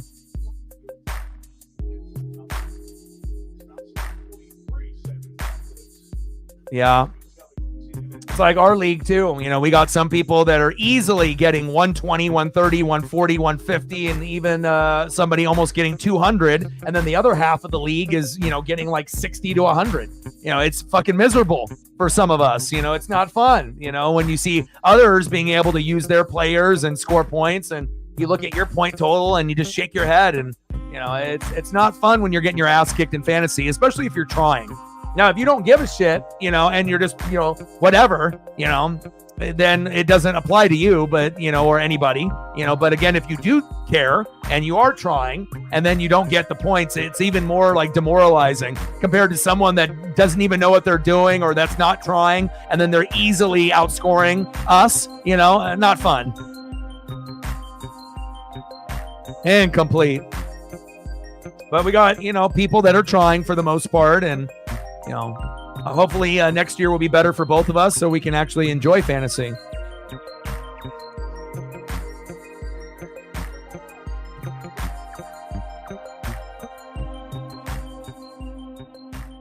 That's exactly what happened to me too against Shep. I would have beat everyone in the league, all 8 other people, but then the one person that I wouldn't have beat was the person I played against. And that's what happens when you're a great team. You find ways to win, and when you're a bad team, your players will find a way to lose. They'll get injured, they'll underperform, they'll lie to you and say that everything's going to be okay, and they're fucking on IR for the whole season, So for some of us, people are having a great time, for about 4 people in the league, but then for the other 6, it's not been fun at all.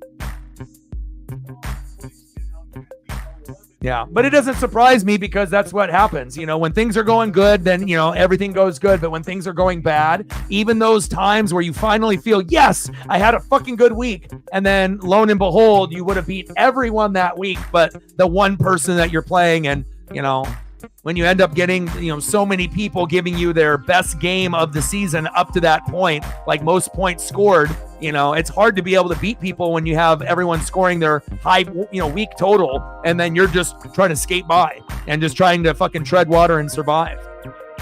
Shotgun set. Russ throwing into the turf. Come on, Russ. Russ looking terrible out there. He needs to have a little bit more touch on those throws. But again, he hasn't started in, a couple years. So then the quarterback breaks a rib. Yeah, Jaden Daniels.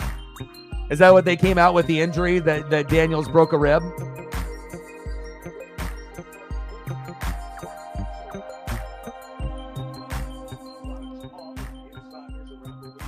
And guess who? George Pickens. Your boy's got ESP. Touchdown. Russell Wilson to George Pickens. Oh, doggy dog. ESP. Boom shakalaka, baby. There it is. But the thing is when you let him go, Captain Oreo, you had no idea if Russell was actually going to be playing for them once he got healthy. If they had Justin Fields the whole season, George Pickens has zero value in fantasy because he just wasn't getting the opportunities. But again, I know Russ and Pickens were working together extra, to try to build that Cortland Sutton bond that he had in Denver. So if he goes down and he ends up getting benched, at least he has one main favorite that he can kind of over target. And if Pickens has the good hands, which he does, it might save his job, where Russ might be able to keep the job at quarterback as long as Pickens, gets the touchdowns and the big first downs when he throws to him. And that's what he's banking on. Russ is banking on Pickens turning into a star, which we already kind of knew he could be if you got him the ball enough. But the problem was that Fields wasn't getting him a ball, and Pickens is a little immature. He's the type of guy that if he doesn't get the ball, he'll quit on routes, and he doesn't play hard on every play. He definitely plays when he wants to, but no one can deny the fact that he's got fucking skills. He's got great hands. He's got great, obviously, body positioning in the air, and he's the best wide receiver on the team, hands down, not even close. So you get the ball to him, and you have a better quarterback. Pickens could end up being a top 10 receiver in this league. I truly believe that, but I don't think you're going to be top 10 with Russ or Fields. But let's say Ben Roethlisberger was still the quarterback, Pickens easily would be a top 10 wide receiver in the league. Judah in the building. What's good?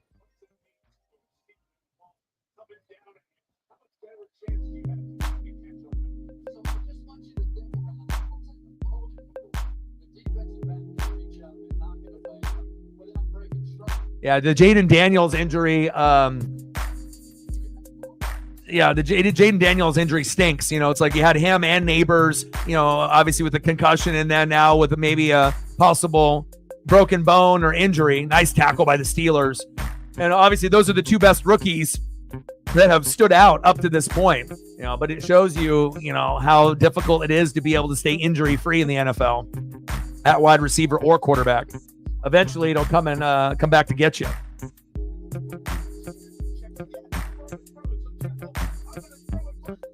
I think the reason why is because Fields can't. He can't have the ability to have those touch throws. It's not in his repertoire. Some guys are more runners than throwers, right? And the thing is, it's like AR as well, right? He's more of a runner, and when he runs like Fields, they can be dominant. Like they could end up scoring 2 or 3 times on the ground, and it's not only in the red zone, but from the 20 to the 20.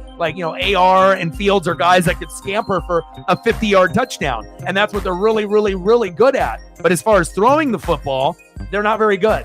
They're not very accurate. They don't really have the touch, to be able to make those, back shoulder fades and those post routes that need to be on a dime. And I think that is the single reason why, Pickens wasn't able to really break out and got frustrated and started quitting on some of the plays, is because Fields can't throw that football. He doesn't have it in his his arsenal. He just doesn't have that throw in his repertoire, but maybe one day he will. But even old ass Russell Wilson, can make that throw. So it definitely shows you which guys are throwers and which guys are more athletes. And if you got an athlete at quarterback, it might be good for a little bit, but they're going to be prone to injuries, and it's not going to be a sustaining long career compared to someone that actually can make the NFL throws that need to be made, you know, especially when you got a number one receiver like Pickens. So, yeah.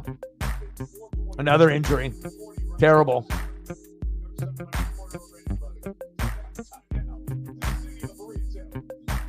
I know. Me too. Judah in the building. What's good? Going out?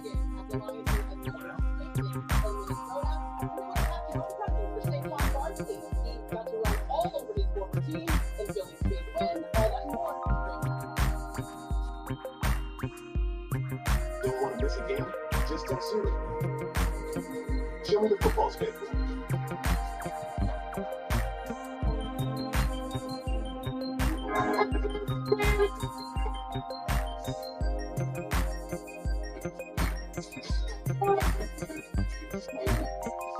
Feel through all new. Toyota. Let's go. Bless America. Move today. We found our demon. Change the world sees my patience. Give it what you I'm not going back. You can't run this club forever.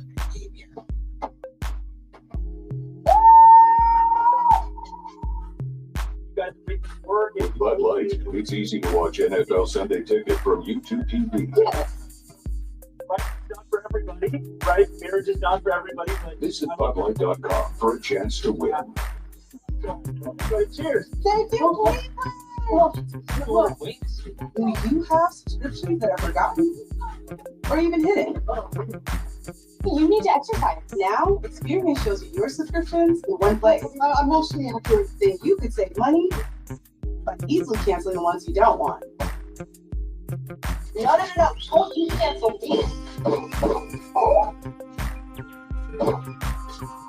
See how much you could save. Download the Experience app now. When the blitz is on, you need to protect your most valuable asset. That's why the NFL looks to Cisco Security, powered by AI, to protect their data from cyber attacks. When the game is on, 15-13 Jets. Well, at least we have a game there after that turnover. That was huge.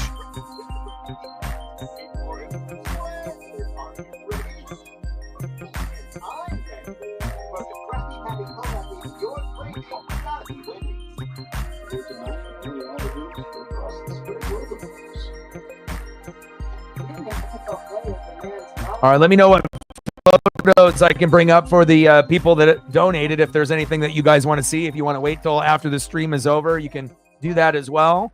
Or if you have anything that you want to talk about, you know, life-wise, football-wise, or whatnot.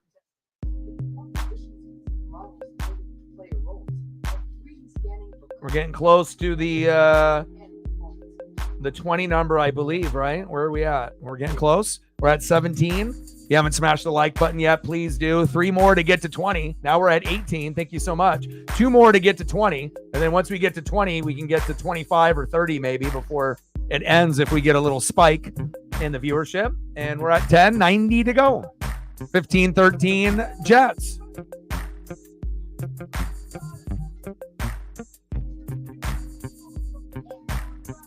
Oh, I need to get something I need to go grab my water here real quick. Give me 1 sec.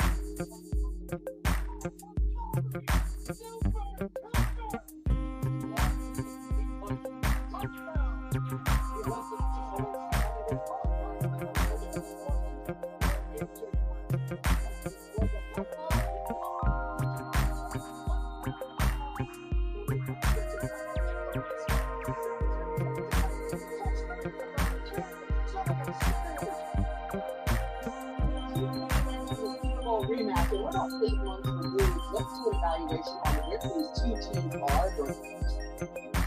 The Chiefs are like this team from another planet. They defy all odds when you talk about football. And I think both these teams aren't exactly what we expected leaving that Super Bowl 8 months ago.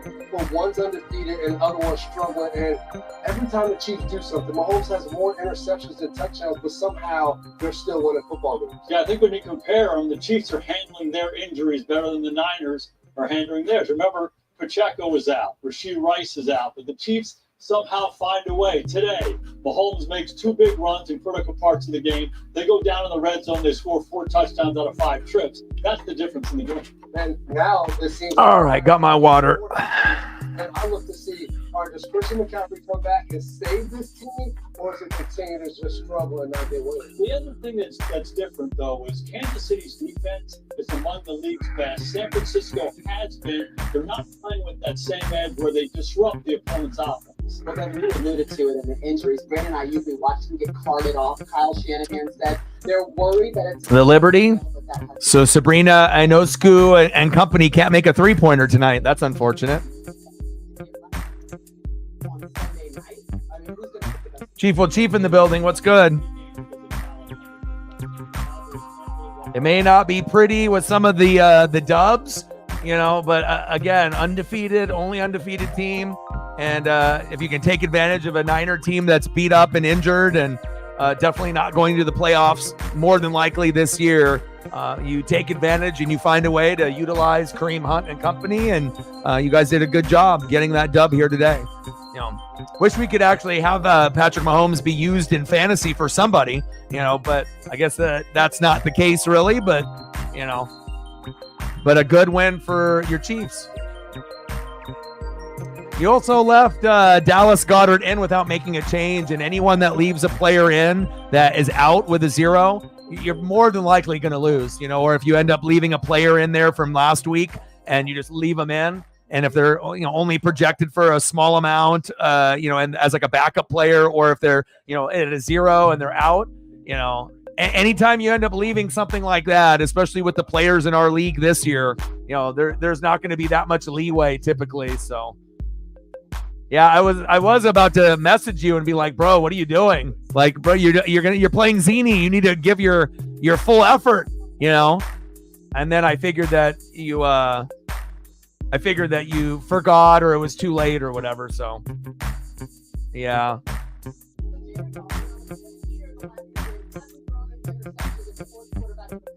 I did. I made all the mistakes this year. Drafted McCaffrey, mistake. Cooper Kupp, mistake. Anthony Richardson, mistake. I made more mistakes this year with bad luck than ever, and I'm paying the price for it.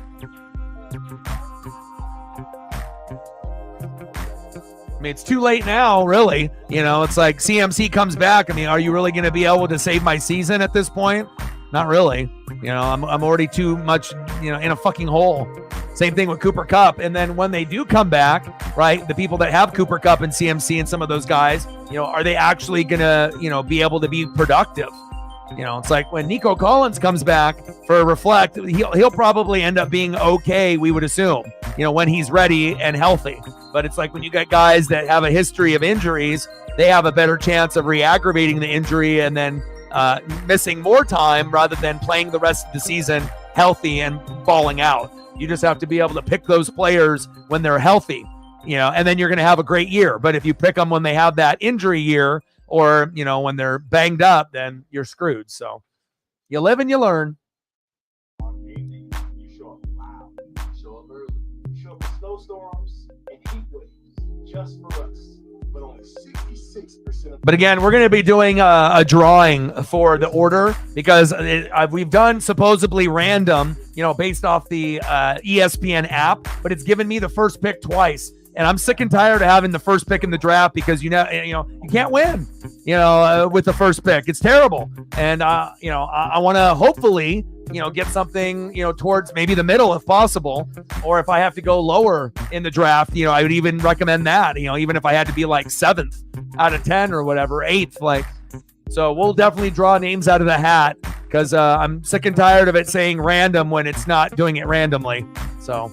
And then hopefully if I don't have the first pick in the draft next year, then, maybe I will get, better positioning to not put myself to draft an idiot that gets hurt. No, because it's supposed to be all completely random and whatnot. There's a button on there that you can either do yourself, you can make the order, or you do it random. And, I don't know if it's just, with the commissioner or whatever, but I highly doubt that it worked because it definitely wouldn't put me first twice when I don't want it. Like some people think first is amazing. It's not. It's like the hugest disadvantage in the fucking draft. Like nobody wants goddamn first pick in the draft. Anyone that does fantasy realizes if you're 4th, 5th, or 6th, that's the best, based on snake and the order. If you're first, it's not good. 10th, obviously, like Chief isn't really necessarily good either, but if you can hit on your picks, then you might be able to make it work. But if your picks get injured, like it did with him, he really had to battle back to hopefully get some good numbers, out of guys like Drake London and Darnell Mooney that kind of saved his season. But if that didn't happen, then Chief would probably be where I am, or even worse. So not ideal to be 1st or 10th, but I think I would rather even be 10th than 1st, if I'm being honest. So yeah. And again, it's like also strategy, if you do running backs or if you do wide receivers, and I never will take a running back in the 1st round ever again. I'll tell you that. Oh, Paisley. He's like, yeah, Dad, I had dinner. It was good. Did you like snugging with Dad? All right, lay down, honey. I love you. Love you.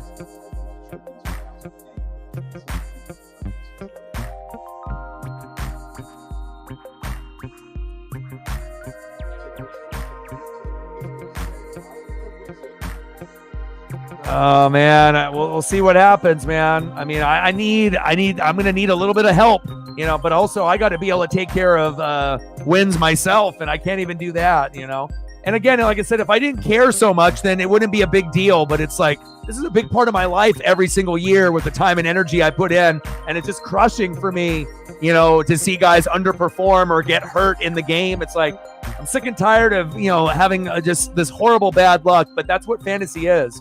Sometimes you end up, drafting poorly and then having injuries, and then you also have bad luck. Like I said, when it says it rains, it pours, it certainly does in fantasy. But also when you're hot, usually you can stay hot. And normally that's where I'm typically at, so this is unseen territory for me, and I don't like it one bit, But we have an amazing league this year with a lot of capable opponents, and I'm proud of how good everyone is doing.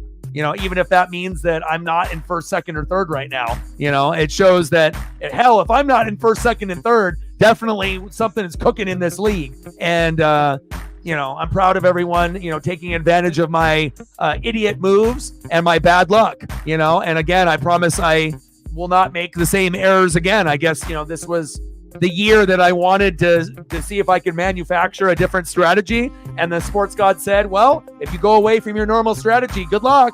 And I paid the price. So I'll have to stick to my normal strategy moving forward, and I'll be fine. Yes, they did. Yeah, Mooney and Drake London saved your season. Yeah, Puka will be back.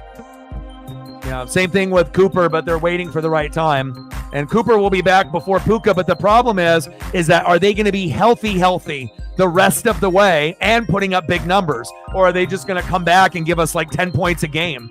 Or are they just going to come back for a couple games of 15 or 20 and then get hurt, and then that's it? But I guess whatever we get out of our injured players we'll take, right? Like, not being able to have Puka pretty much the whole year, and a lot of us, I know Reflect's waiting on Nico.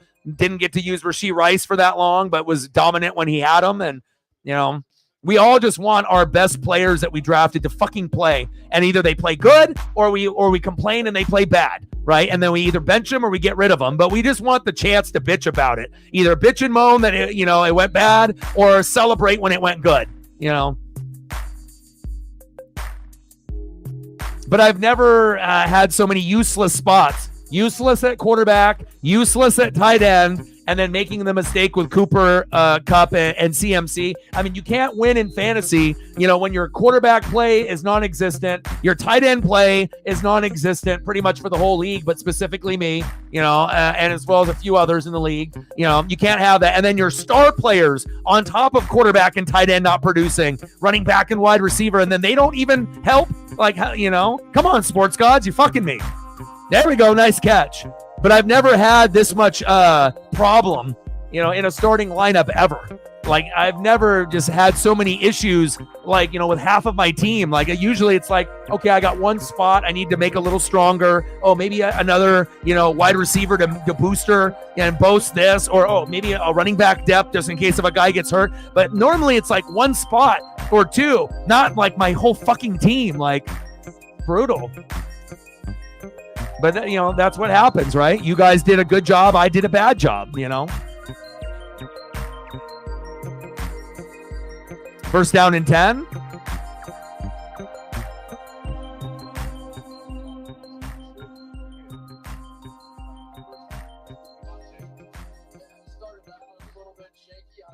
Now, Murphy's a stud. And honestly, if Murphy was back in those, games that you lost, you wouldn't have lost every game that you played. He definitely would have helped you win at least one of those three, maybe more, maybe two. But it shows you how important defense truly is. Like, you could be missing a running back or a wide receiver, but when you miss like O-line or D-line, that is a significant piece. There is no replacing it. Like, you get fucking exposed when your O-line top guy gets hurt or when your D-line guy gets hurt. Like, there's no, like hiding the fact that guy's not there, and then the other teams know it and they exploit it. They're like, oh, this guy's missing. Let's just run it down their throats a fucking 40 times. Thanks a lot. They know exactly what to do. Unless you play like a dumb team like Cleveland, then maybe they wouldn't do it. But other than Cleveland, most teams are like, ooh, that guy Byron he could win like a defensive rookie of the year. He's like one of the main guys. He's a stud. We saw what he did at Texas. Oh, he's not there. Let's run the football. And then teams have done that. But now they're not going to be able to do that, and hopefully he'll be healthy for the rest of the year, as well as some of the other defensive starters. And if that's the case, the Hawks should win the NFC West. Because obviously the Niners are beat up, and Rams and Cardinals are dog shit. So it's Seattle's division to take now because the Niners aren't healthy. So Hawks have to be just slightly healthier than the Niners, and it's in the bag. You're going to win the division and hopefully stay healthy for the playoffs and maybe make a deep run. Sometimes you got to, wait for, the other teams to get banged up. But there's no saving the Niners season. There's nothing they got way too many injuries. It's just every star player is banged up, and CMC ain't going to save them. 15-13 Jets. We're at 15, 85 to go.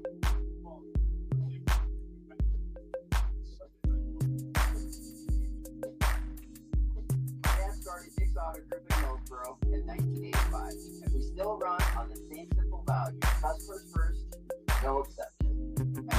And sometimes you just have to take the, first or second place in the division by default. Like, sometimes you're good, sometimes you're bad, sometimes you're healthy, sometimes you're injured. But when other people also get injured and it's like even more significant, and they haven't been able to recover, then, right now, you're 4-3, you're at the top. And then the Niners are 3-4, and then Arizona and the Rams are 2-4. So it's going to fluctuate here and there. But again, if you can keep most of those defensive guys, you should start pulling away from San Francisco. And who knows, based on what happens with CMC playing or not playing, or just shutting him down for the whole year, it's possible that Arizona or the Rams, like one of those teams, might even leapfrog San Francisco. Because again, they're all kind of sitting there 2-4, 3-4. So if Arizona plays a couple shitty opponents, or the Rams get lucky, or they get Cooper Kupp and Puka back and they can get a little bit more offense, maybe the Rams or the Cardinals will leapfrog. I don't know if both of them will. I don't think that San Francisco's hurt enough to be last place, but definitely the division looks like it's in Seattle's hands to take and to be able to kind of get away from everyone else if they can have a little bit of consistency with those injuries and they can stay healthy out there. And obviously it's going to be between Tampa and Atlanta, between me and Shep for the NFC South. It's up for grabs in the North, right? Detroit, Minnesota, Green Bay, Chicago. Who's going to win? Nobody fucking knows. Obviously Washington and Philly are going to be the teams there in the NFC East. Dallas and the Giants have no shot. Chiefs, no doubt. Nobody else in that division has a chance. Obviously, the Texans are the best, the only team that's going to make the playoffs in the AFC South. Definitely competitive in the North, but we assume Baltimore will be the best. And then the same thing goes with Buffalo. You're really the only good team in the division, and they should be able to walk away from it. So some divisions are going to have 2-3 teams, or 4 teams like the NFC North with Chicago and Minnesota. as well as Green Bay and the Lions, but then others really only have one team. And as long as they don't get really banged up, that will be the team that typically ends up making it. And some divisions are only going to have one. Not every division is going to have two.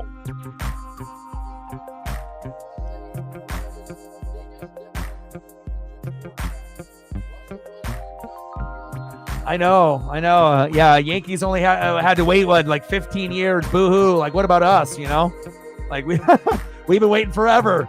I can't wait for the Mariners to make it.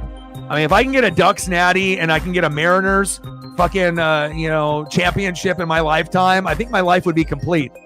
Blazers won a championship a couple years before I was born, so I'm not going to get that, right? But Tampa, I'm 2-0, right? Haven't lost in the Super Bowl. So I already got that, but that Ducks natty and that pennant for the Mariners would be so special. And based on Dan Lanning staying, if Dan stays for 10 years, right, we're gonna have a shot to win at least one. I mean, I don't know if we're good enough to do it this year. Our offense, I don't think, is good enough, but our defense is. But again, you play Ohio State or Georgia or Bama or Texas, you could easily lose on any given day. Hell, even Miami could probably beat us. If our defense didn't play very well against Cam Ward, and if we're going defense, against their offense, I mean, even with our defense being one of the best in the country, I assume Cam Ward would be able to pluck us apart, feather by feather, especially with him and Damian Martinez balling out. But you never know. Maybe we slow him down a little, but it'll be definitely interesting to see how it all shapes up. But yeah, I can't wait for the Mariners to be able to get there. But Yankees-Dodgers is a lot better than Yankees-Mets or Dodgers-Guardians. No offense, Dodgers-Yankees will be one of the most viewed World Series of all time because of Ohtani and Judge. There he is. Get it. Yes. Look at George. Yes, George. For an undisciplined player that is not mature, George Pickens is the most unmature, undisciplined player in the NFL. The guy has got, stick 'em. The guy has got the awareness, right? We saw it in college. It bounced off the shoulder pad into his hands. And if you're the Jets defender, rip it out. Rip it out. Don't let George bobble it 5 times and get it. He's got the stick 'em on his hands. He's athletic. He's fly like a butterfly, sting like a bee. He's going to do things that only Steelers receivers do.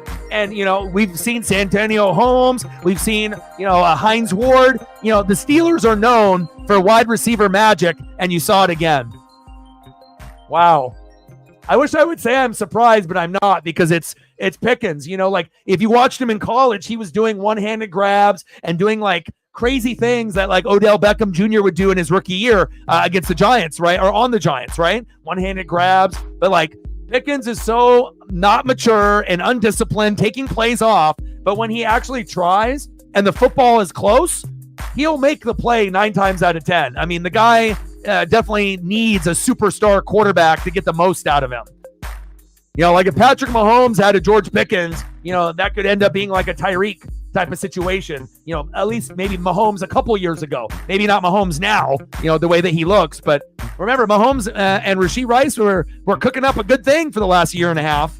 But if Pickens could end up getting to, a team like the Bills with Josh Allen and Amari Cooper, imagine what kind of numbers if you actually targeted George, 8 to 12 times a game. He probably would get you 8 to 10 catches and a score or two, every other game. That's how good he is if you gave him the looks. Floater. Oh, Freiermuth. I told you he'd get involved as well. First down, move. Because Russell Wilson loves the tight end, and he also loves to have a guy that can save his job. Right, one-handed grab by Freiermuth, not surprised. George Pickens doing the same. These are the 2 best options you have besides Najee Harris, and now Najee needs to be able to get a chance to show what he can do as well. Let's go. Here we go, baby. The momentum has shifted. Now you got 3 guys. You still got a Jaylen Warren that you can sprinkle in, but he hasn't really been very good this year. Najee, Freiermuth, Pickens. Najee, Freiermuth, Pickens. You got something cooking there. And again, Fields can't throw. Russell is old as shit, but he can still make some throws that Fields can't, even at his age. Warren, right up the gut. He says, I'm going to show you something. First down, Steelers. They're about to punch it in and take the lead, baby. And I feel like Steelers magic, when you watch it, it's real. Because like when you see one thing, it usually leads to another and another. Like certain teams, they feed off that momentum. And one big play that seems like amazing that never would happen in a game, like Pickens' catch. And then you get a one-handed grab by Freiermuth. Freiermuth is going to do a one-handed grab like once or twice a season. And then you got it right after the big play from Pickens. So the sports gods like to be able to stack it on and make things exciting. Now, why is Warren in the game when it should be Najee? What the hell are they doing?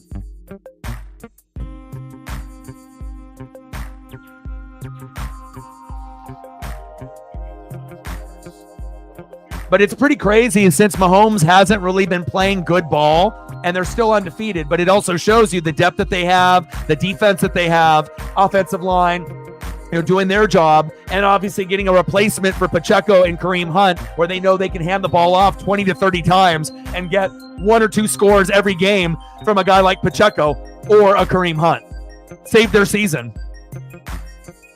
Back shoulder fade. He caught it, but out of bounds.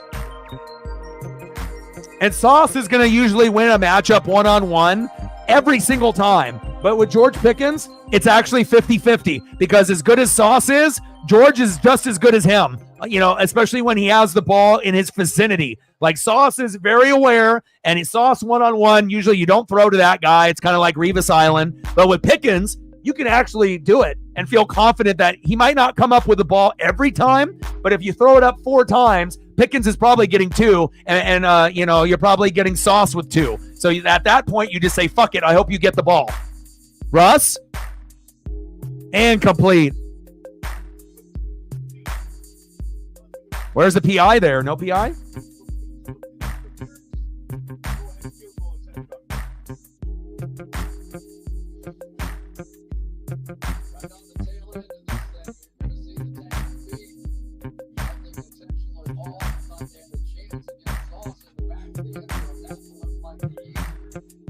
Oh, Doggy Dog needs a pick 6 against Russell Wilson in the 4th quarter.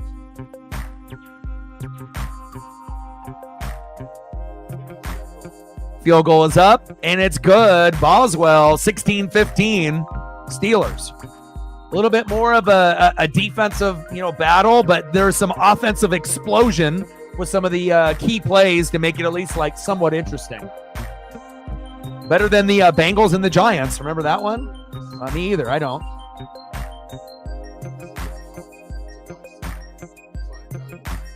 We're at 15, 85 to go. Are we at 20 yet? We're very close, right? If you haven't smashed that like button yet, please do. Help your boy out. Oh, we're at 20. Nice.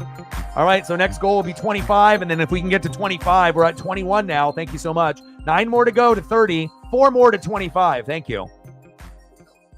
And we'll be there's a doubleheader on tomorrow with the Chargers and the Cardinals, but nobody on planet Earth is doing that. Obviously, Ravens and Bucks is the game of the week, or one of the games of the week. Just like the Chiefs and Niners was going to be good. Lions and Vikings was good. Told you that Hawks and Falcons game was going to be good. And this is going to be the last game of the week that should be good either way. Whether I get my ass kicked or we, get the victory over Lamar, I'm definitely excited to be able to see what happens. Baker is playing like an MVP quarterback, and I assume he will play good tomorrow.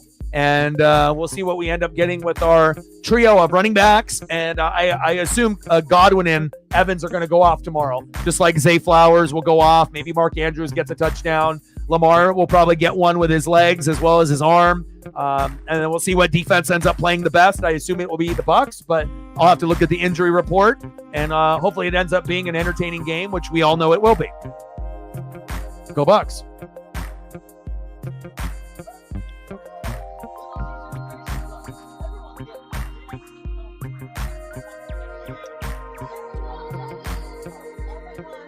Yeah, great win for the Hawks. Great win for the Kraken last night as well. And I got to watch that, in entirety pretty much. And they are so fun to watch this year. It's like, they do definitely make me, make my heart skip a beat a little bit. And I get nervous watching them and whatnot. And DeCourt has been a better goalie than Grew up to this point. Hopefully Grew will catch up.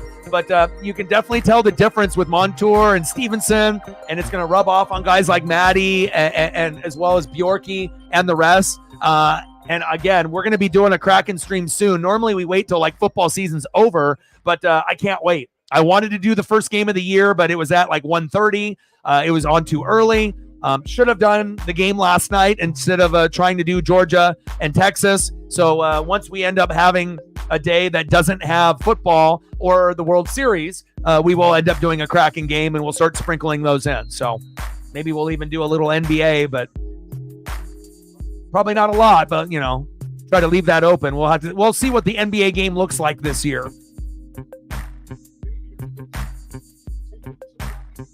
But Blazers will be first, and then if there's a good matchup, maybe we'll explore that as well. Pickens at 20, yeah. But again, it's just like I was telling, some of y'all, like with Shep, when you have Joe Flacco, Josh Downs, Michael Pittman Jr., Alec Pierce, there's high value there because Flacco actually gets them the ball and you get big fantasy points. But then if AR's quarterback, right, then you're not having any value because chances are he's only going to get 5 to 10 points in fantasy, which means maybe one guy gets a score or none. So with Flacco, it's usually 3 to 5 guys get involved, not none, right? So same thing goes obviously with Justin Fields at quarterback with Pickens. He had 1 or 2 good games out of 5 or 6. That's not really, a player that you feel confident with to keep on the starting lineup or the bench sometimes, right? And then you got to move on. And, I don't know how long Russell Wilson is going to be quarterback, but if he's the quarterback for the rest of the season, the Pickens value is there. So, but you couldn't have known that 2-3 weeks ago unless you were talking to someone on Pittsburgh staff saying that, yes, Russell Wilson, when he is healthy, is 100% starting. Move on from Fields, move on, or grab Pickens if you decided to let him go because the value will come back. But sometimes we don't know these things until a week before or a couple days before. Floater, nice catch. Oh, he dropped it, picked off. Yeah, baby. Oh, my. Oh, my. Oh, my. Oh, Mosatati. Wow, this game is getting exciting, huh? $10 holla. The king of fantasy with the tenor. Stacks on stacks, racks on racks, little cactus jack, bang, bang. Showing you how it's done on the wire and with the roster. You guys are pretty close right now, too, I assume. We're at 25-75 to go.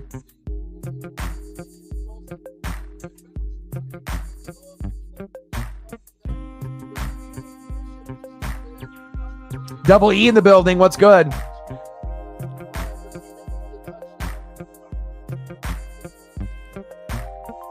But guess what? The Steelers are capable of getting turnovers, but so are the Jets. All right, so he will. He'll get you. I don't know how many points you want, but again, I think 10 to 13 points is what he'll get. So if that works for you, Garrett Wilson, what are you doing, bro? And I feel like Garrett Wilson is at a point where he's going to give up. Like he was supposed to be the number one guy. Then you started going to Lazard instead of him, and then had to go through the Zach Wilson experience and Mike White. And now Rodgers was supposed to be like him, but he rather goes to his former Packer teammate, Lazard. Now you go to another former Packer teammate, which is best friend, Devontae. So at some point, I assume Garrett Wilson will say he wants to be traded and wants to, or he'll just stop trying. And then they'll either, get rid of him or whatever. But I don't see him being a part of the Jets' long-term future. He seems kind of like Pickens, where if I don't get the ball, I'm going to quit, I feel that they're both talented, but when you're young and you don't know how to handle adversity, or when you think you deserve the opportunities and for whatever reason, the quarterback is going to someone he used to play with that he likes more than you, even though you might be, the most talented or one of the talented ones with Devontae. But, that's how it goes. Quarterbacks are going to go where they feel the safest, where they can trust you. And if Rodgers has built that trust with Lazard and Devontae, then Garrett Wilson and Mike Williams have not much value, and obviously Wilson has more value than Mike Williams because he gets hurt every other fucking play, right? But unfortunate, this was going to be, he thought probably I'll be a top 10 receiver this year. I'll be like Jamar Chase and Jay Jetta and Amon-Ra. But unfortunately, you've been outplayed by Lazard. And that's just what happens sometimes, with drafting and whatnot. Yeah, but Buck's kicker will get you some points. You've been doing very well with the tight end, kicker, and defense. For what you've been able to maneuver and what's been available. You definitely have been hitting, which we assume you would. I mean, especially if you end up being one of the best in the league. It's like you're not normally going to make too many mistakes. Injuries happen. But again, if you end up setting yourself up with a good draft and you're hitting the wire, then you can fill in the gaps that other teams like myself are having a hard time doing. And you've done a good job. And I really think like the saving grace for you is probably Brian, because again, you're going to be able to stream a defense, stream a kicker. Njoku doesn't work. You're scoring enough with the rest of the guys that if Njoku or whoever you have at tight end ends up having a shitty week, you'll still probably end up winning, but having key guys, to fill in, a 20 to 30 point loss with another guy that can get you 20 to 30. I don't think there's very many players in our league that actually did that. And you were one of the very few that was able to hit on a player like that where other people didn't see the value. And it's like saving your season, and you're doing a great job. Like, I wish I would have got him, for because again, there's certain guys that are like low name or like rookie where only the top tier people in the league will understand the value and know the potential there. And then when you end up having an injury to Nico and an injury to Rice, right? Haven't been able to use Mixon or Njoku that much, but when they are in there, they're hitting, right? They're hitting big numbers. But to be able to have that, I mean, that's an amazing piece. And again, that's the difference between the people at the top and usually the people in the middle or at the bottom. So and he's amazing, man. He's probably the best no-name player that anyone has had in fantasy this year. I think even to this day, 90% of people don't even know who the fuck it is, unless you're actually playing against that person and you see the points, But he's been fantastic. And again, the more top 10 players you have, the better you're going to do. Normally, I have like 6 top 10 players or 7, and I got a couple on the bench, and I'm in top 3 status. But, with drafting wrong and with injuries, I barely have any, and that's the difference. If you don't have top 10 players, you have no chance of competing with the best of the best in the league. And if you notice what the top 4 teams typically have, they have more top 10 players than everyone else. And that's how you end up dominating. Consistency is king.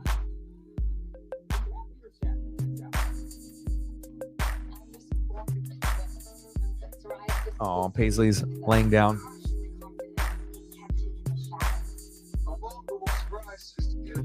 She's so cute. She's been extra like snuggly with me. Like I ended up watching, football and like the NASCAR Cup race there in Vegas, and like sometimes she'll eat breakfast like right away, early in the morning, after our first walk. But then sometimes she won't eat until the afternoon, or I got to get her to eat, like even eat out of my hand, so that way that we can like go on a walk and then she can release that energy. And then sometimes she'll have both of her meals pretty early and then just like a little snack later on. But she's been in like snuggle mode, maybe because of the new sheets and blanket that I got, like instead of playing with toys or going to the couch, now it's like going back to the bedroom and like wanting to snug with those sheets and that blanket. But I don't blame her. I mean, it's the best that we've slept in a long, long time. Anytime you end up getting new pillows, new sheets, new pillow cover, new blankets, throw blankets, and you get that soft on the skin. Oh man, it makes sleeping so much better. You sleep deeper. It's more comfortable. You're not tossing and turning. Some of y'all need a new pillow and you know it. It's about time to get that new pillow. That pillow that's turned yellow or that is sunk in, where it was supposed to be fluffy, and now instead of like one pillow, it's like a fifth of a pillow. Some of y'all need some new pillows and sheets. Throw blanket.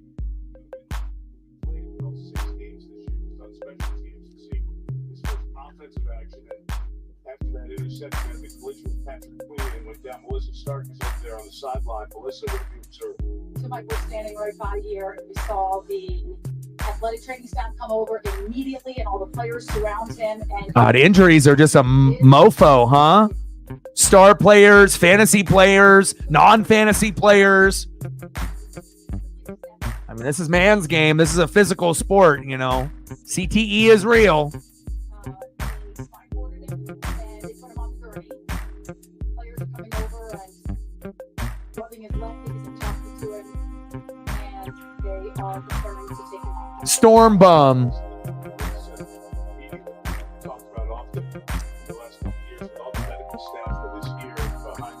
Congrats.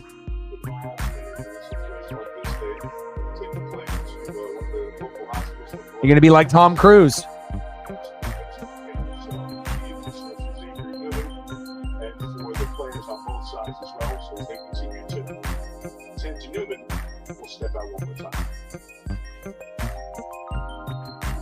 How does the know-it-all know it all? For the NFL Red Zone on NFL Plus Premium, you guys missed Sunday afternoon touchdown ridiculous. You watch it 7 Congrats, bro. stop football action. Yeah, that's always crazy when you end up seeing an injury like that. Hopefully he'll be okay. And anytime you end up having an injury, you don't want it to be like spinal related or, something where they're not going to be able to walk again. It's like at one point it's like, okay, football. Yeah. But these guys have lives out of football too. It's not always about, parlays and fucking fantasy football. These guys have families and kids and, they're people, they just play the game that we love. It's been a weird year for sure.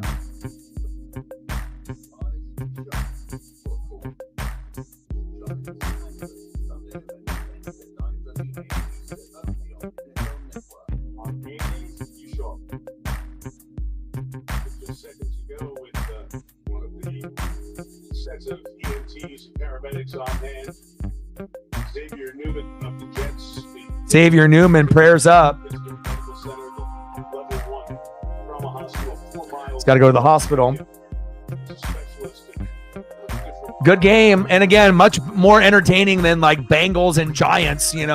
Obviously if Burrow and Chase are going off, then it could be somewhat entertaining, or if Neighbors would have played. But obviously 2 good defenses, 2 offenses that can score points. Let's see what we got here cooking. First down and goal. Dangerous. QB sneak. Touchdown, Steelers. Let's see if they give it to him. Looked like he got it.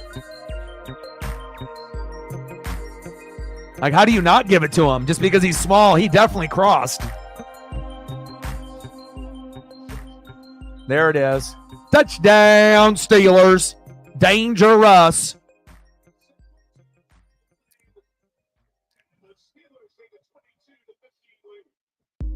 22-15 lead.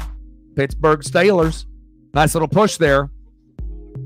Connor Hayward needed that. You got to get that push on that quarterback. If you ain't going to do a tush push, you got to push him in the back, the helmet, anything just to make sure you get crossed over. And I'll tell you what, out of all the players and coaches, the person that is the most excited for Russ being quarterback now is George Pickens, because not only is he going to get the ball, he's going to get the ball a lot moving forward if the Steelers win this game and they decide to go that direction for the rest of the season. But who knows with Tomlin? Maybe he goes back to Fields as soon as the team starts losing a game or two. We'll have to kind of wait and find out. But you both have like positives.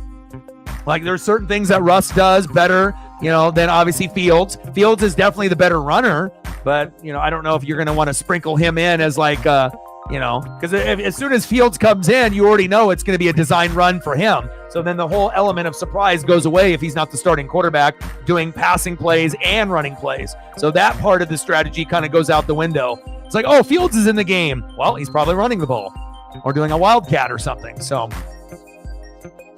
but I think the team is, like I said, running the football. Fields is better, but passing the football and getting everyone more involved, that's going to be Russ, even though he's old as shit and he's not as accurate as he used to be. But even him being old, he's more accurate than what Fields has as a young guy. And that's not really good for Fields. Having a guy as old as Russ, not really being able to throw like he used to, but he's still old and better than Fields at his young age. So that's just the harsh reality of what it is, and that's why he got benched. They wanted Pickens to be able to be more effective in this offense, and Freiermuth. Najee can run with Jalen Warren. Both of those guys can run. It doesn't matter who the quarterback is, right? But for the tight ends and the receivers, that's typically where you're going to get these dubs besides the defense and TJ Watt. So the more you get the ball to Freiermuth and the more you get to Pickens, the better percentage you have to win a game at the end. And that's probably why they're going to go with Russ the rest of the year.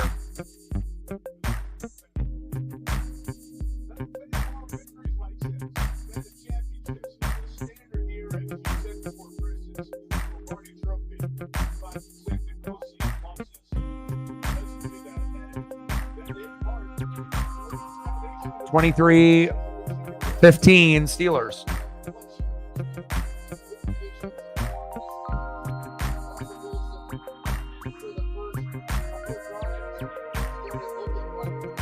I'm projected to lose by 12. Reflect is projected to win by 9.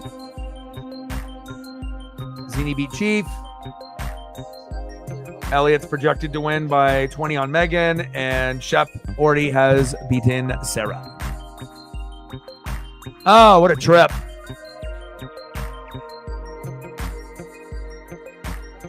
Oh, they're fighting. They're getting chippy out there.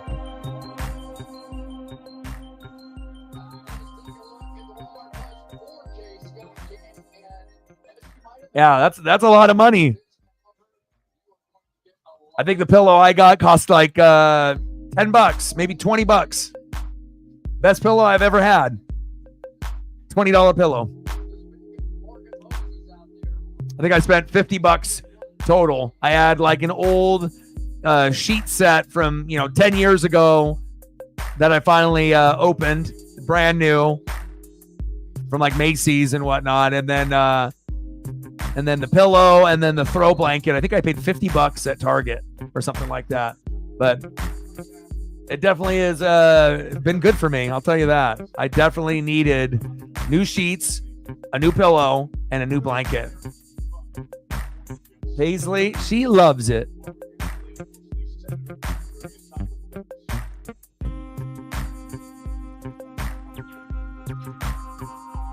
$23-15 Steelers. All right, Jets, show me something. Little play action fake. First down, Jets.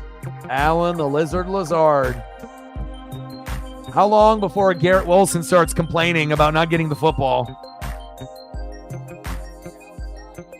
I feel bad for him, but I mean, that's it's out of your control. This is the team that drafted you. They decided to go this direction with the players for Rodgers and whatnot, and they brought his former Packer teammates in, and you're just kind of the odd man out. Brutal. Still will have some good games for them, where he could score 2 or 3 touchdowns in a game. But I mean, Wilson could be a top 10 receiver in this league, and he's never going to be with, Devontae Adams and Lazard on the team also. Brees, first down, Jets.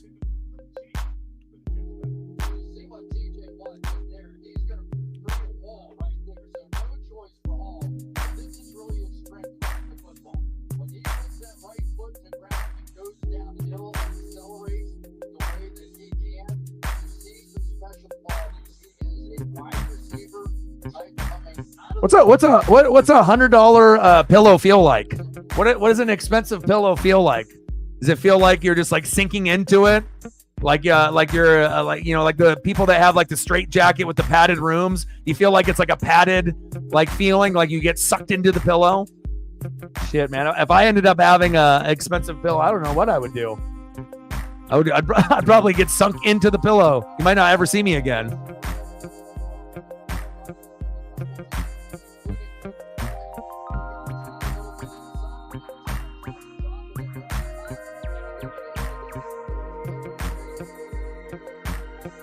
I mean, I've had a couple good experiences from like, memory foam or like high-end hotel pillow and whatnot. I mean, yeah, there definitely are levels to the pillow game and the blanket game for sure. And sheets. Short game. Braylon Allen there for a 3-yard gain.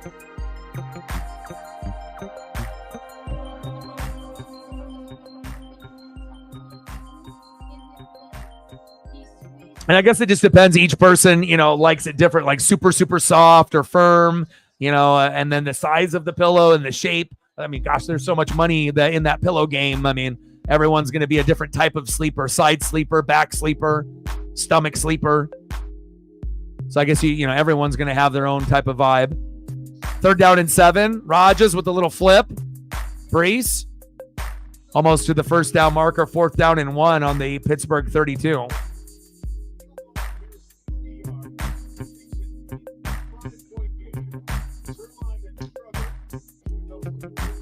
I love you.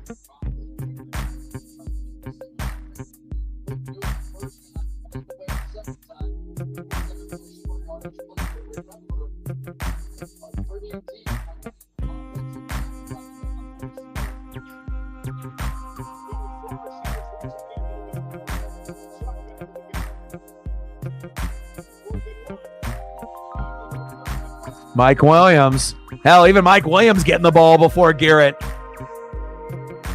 Garrett about to have a mental breakdown. 1st down, Jets. The Liberty won, so they made 0 3-pointers. They went 0 for 100, but then Sabrina Onosku is a champion. Go Ducks.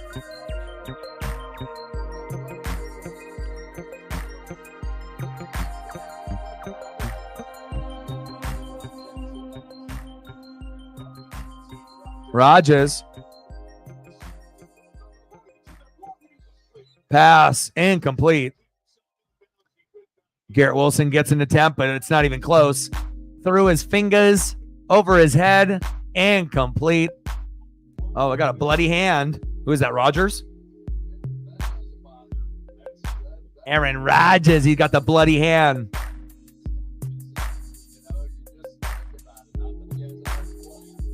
Rodgers. And Devontae's going to score before this game is up. It's almost, Rodgers will make it a point to get his best friend in the end zone.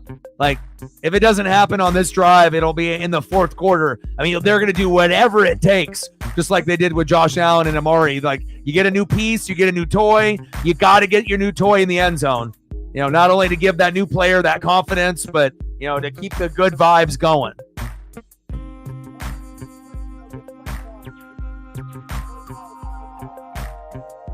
Timeout. Hell, even if Devontae has triple coverage in the 4th quarter, Rodgers will still go, thinking that, maybe he'll have a chance to get the miraculous catch.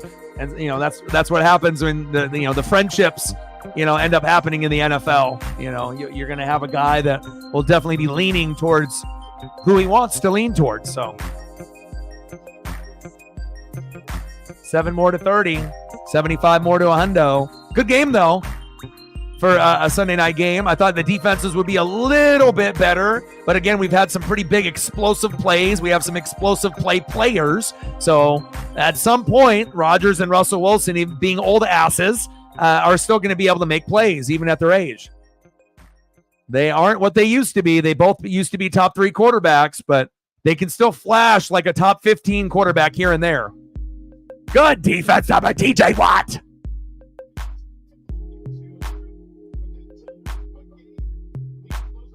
$10 holla. Thank you so much. Stacks on stacks, racks on racks, little cactus jack, bang, bang. Will anybody catch up to reflect Shep, Zini, and Matt?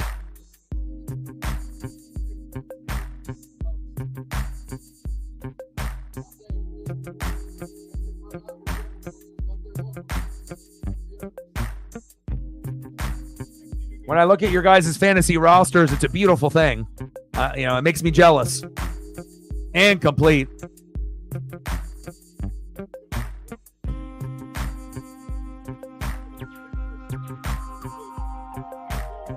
Field goal attempt. Thank you so much, Reflect. Appreciate you very, very much.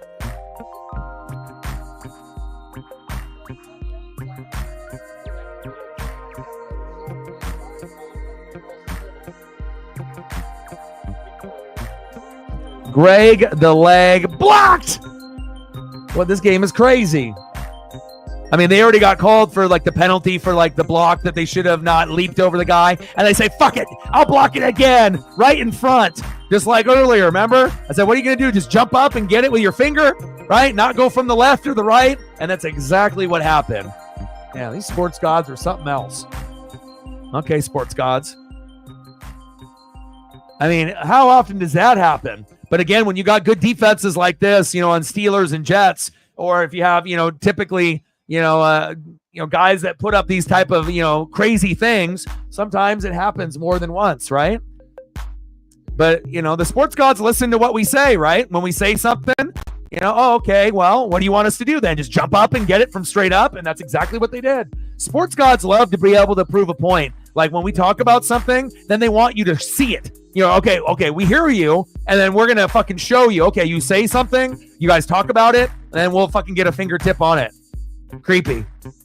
And it's one thing for like it to happen the next game and be like, oh, remember how we talked about they got, cheated on leaping over the guy. And then if it would have happened the next game, it still would have been like a thing. But to actually have it happen in the same game, like fantasy and football and the sports gods, it's a weird thing on how they like to communicate with us to let us know that they're paying attention to what's going on. Amazing, man.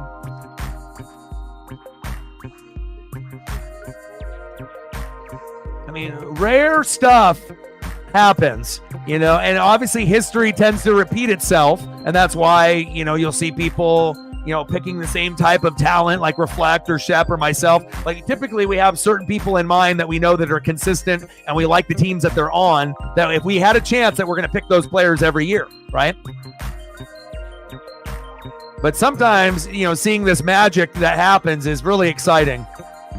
Sometimes like even the most unpredictable shit will happen. And that's why we love this, right? Because of the parity. You just don't really know what's going to happen game in and game out. And it's like almost expect the unexpected.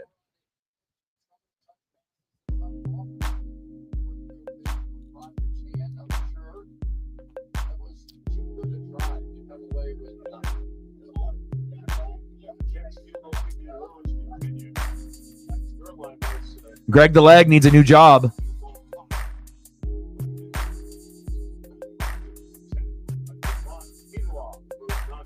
Yeah, having a bad punter or a kicker is the worst. Like, I think that's the aspect of the game that people don't really realize how it affects your team if you don't have a good punter or a kicker or both. It's brutal.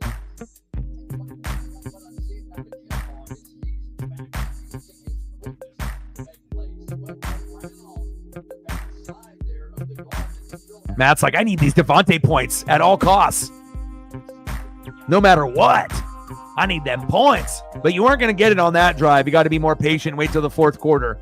And it's either going to be a Devontae touchdown or it's going to be an interception off like a deflection or a tip in the air. Now Jalen Warren. First down, Steelers.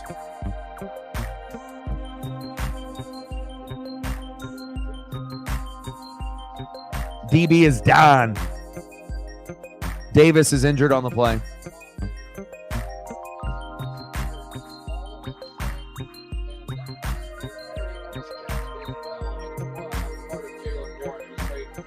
Oh, I got a notification. Cooper Kupp is expected to come back Thursday. Well, it didn't really help me out today, did it, Cooper?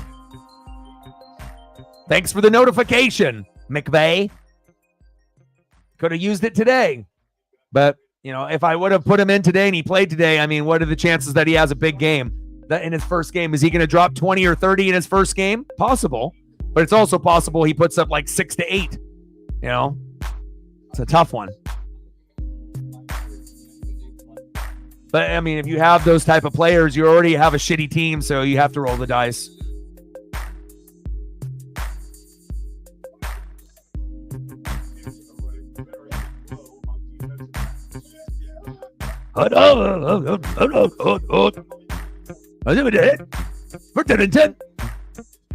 Jalen Warren.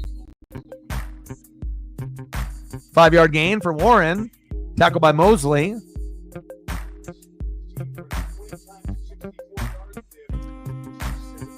George Pickens.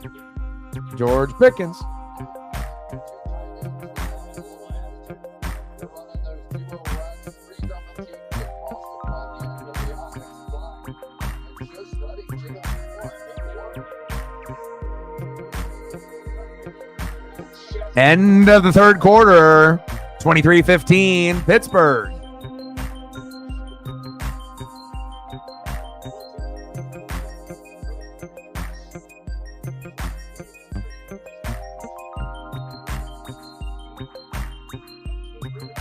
Like the Steeler fan base wants to root for him so badly, you know, regardless if it's like AB or Santonio Holmes or Plaxico Burress or, you know, any of these guys, you know. Besides, Hines Ward was a class act, you know, but again, like on and off the field, but they definitely have a kind of a bad reputation for their receivers. They're usually super athletic and super talented, but there's usually like some baggage in baggage claim that you have to be able to understand that if you end up having this particular player, they might get in trouble or have some off the field ish to deal with.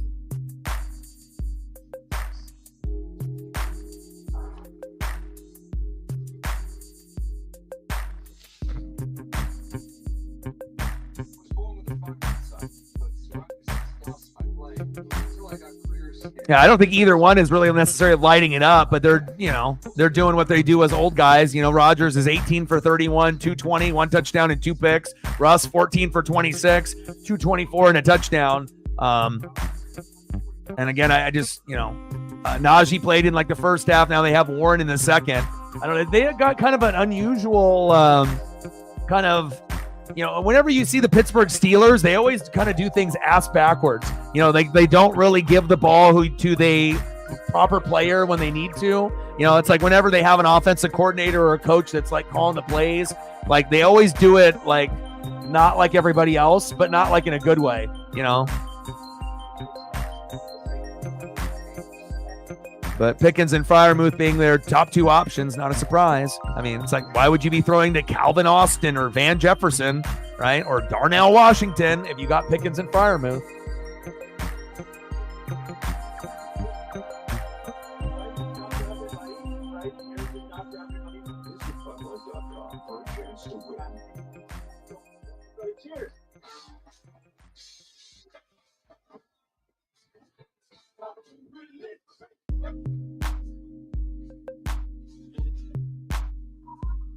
People, it's recent season.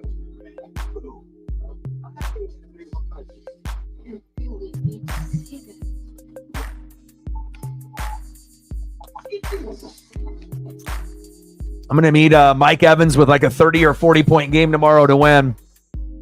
So probably not going to happen.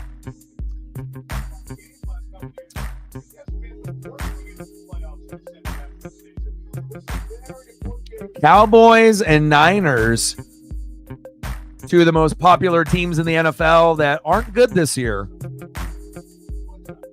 Really, injuries have derailed San Fran, but with the Cowboys, I think they're starting to realize that Dak contract was a mistake. You know, but again, if they're happy with the same result every year, good regular season play for the most part, and then, you know, shitting the bed in the playoffs. There he is, Najee. It's like you had him in the first half. Why didn't you go to him in the third quarter? It's like they did 2 quarters for Najee, 1 quarter in entirety for Warren, and now you're back to Najee. Like, the people in Pittsburgh are stupid. Like, I don't know, man. I get it, like being able to get guys involved, but nobody else in the league does it like that. Like, you're just going to dedicate a whole quarter or two to one guy and then give the other guy, the RB2, a whole quarter? Like, you're not going to sprinkle both of them in? And Warren could be in the game at the same time in I formation with Najee, or even split out in the slot. Like, you can use Warren as a receiver. But again, you know, they're not the brightest bunch, obviously, there in Pittsburgh, you know. But again, if they end up winning the game and, you know, whatever works for them, you know, but I've never really seen a team run their players this kind of way. But again, if they like doing it like that, then that's their prerogative. It works for them.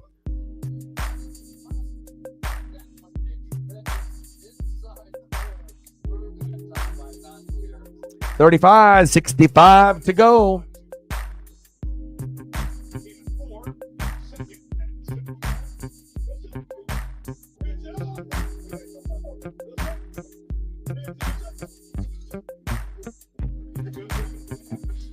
Najee looking like college Najee. You know, for a player with his type of skill set, you know, like the year that he had last year where it took him like 1 billion games before he got his first touchdown, Najee should be a guy that should be getting in the end zone almost every game. He should be getting like 2 or 3 touchdowns every like 4 or 5 games. And then almost every game or every other game, he should be in the end zone at least once. Like, he's that talented, but I don't know. They're very awkward with their play selection. But hey, they're 4-2, maybe 5-2. Najee.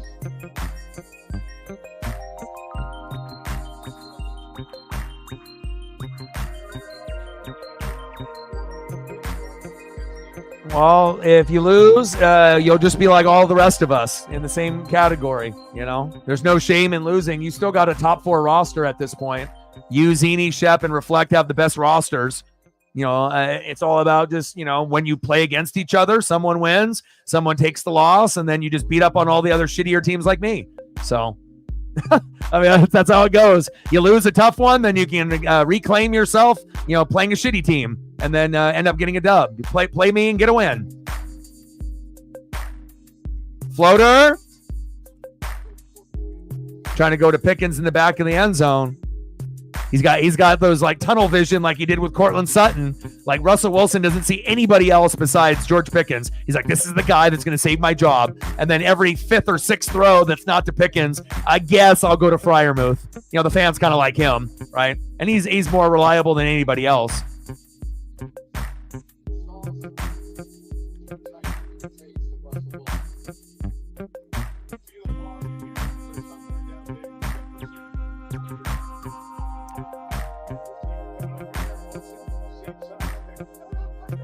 Yeah, but Zini and Matt and Shep have rosters good enough to compete. Touchdown! Someone not named George Pickens. Van Jefferson, the former Ram. But, Reflect knows, how it goes. Sometimes there's going to be, guys that underperform and things that don't go your way, and you'll try to go as long as you can, but, if you look at a roster and they got superstar players and they have good matchups and they're going against you, it's not like, you feel invisible and no matter what you do, you're going to win. Like, there is going to come a time where the matchup is going to be, tough and, maybe you have more red or injured than them and then they beat you, it's just what happens, But playoffs are a different game and you just got to get there and then, hopefully you have more green matchups than the other opponents and at the end, then you can raise your hand in the air with the trophy and being the champ. So, yeah. And that's the thing. If Zini and Shep have any big injuries, then that's where maybe Matt and you and maybe some others can take advantage because that's how it goes. You can have a great starting lineup, but if your bench is dog shit, and you end up having an injury to 1 or 2 of your superstar people, there's nobody on the wire that's going to supplement that at this point of the season. Now, if you would have been building up your wire, then maybe you would be able to save yourself. But again, if you got strong starting 9, but then your bench has got maybe one piece that's actually good and the rest is kind of like replaceable, you're 1 or 2 injuries away of, instead of winning the championship, maybe going to 4th place. And it's very important to be able to have that depth, and things might be looking good now, but you never are invincible from the fantasy gods, and they might be cruel and injure 2 or 3 guys in 1 week. And then there goes your whole year. They decide when they want to do what they do. So, but yeah, I would agree with that statement too. Because I spy on everyone's fucking team in the league as well. So I know who's got a good bench and who's got a good starting lineup and who's got 3 players that can get them 90 points and who doesn't, And that's when you're good too. When you got like 3 guys in the lineup that at any given moment can give you like 20 to 30, you already have a huge advantage over the rest of the league when you got guys like that. And there's a few teams that have that type of talent with Reflect and Shep and Zini and Matt. If you look at some of those players, it's like, man, you got 3 guys with 90, you got 6 more guys to get points, and you got some of us that can't even hit that number with 9 spots, let alone 3. So I laughed when he came back. I said, only for Reflect. You got some super good juju. You got good vibes and good energy. The sports gods love you. So, and I was like, no, because if he would have torn ACL, the way that he was walking off the field, I watched that whole game. I was like, no, you've already had enough injuries, And then lo and behold, he only misses like a series or two and starts running like nothing happened. Like I've never seen anything like that. Everyone else is out for the year. But David Montgomery fucking took a couple shots and said, fuck it, put me back out there. Bone hanging on by a thread. Who cares? He didn't get in the end zone though, right? Rub some dirt on it, right? But I mean, that's a key piece that you need. And you've already had quite a few guys out. So, best RB2 in the league would be RB1 on any team in the league. As a guy that can get limited touches behind Gibbs and still put up 15, 20 points. A bad game for Montgomery is still like 10 to 12. So, and then Lions need him too. So, but it was mind-boggling to see how he was being carried off. Couldn't even put any weight on it. And then all of a sudden I'm thinking his year is over. And I was about to send you a message, but I was like, no, let me wait. And then it's like 5 minutes later, he's running out there doing jump cuts like nothing happened. Only David Montgomery. Rub some dirt on it.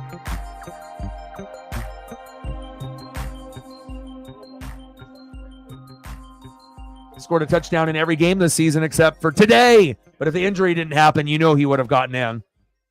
100%. He's a touchdown machine. That's why I had him last year. Tried to get him this year, but you already got him. It's like a must-draft player every year.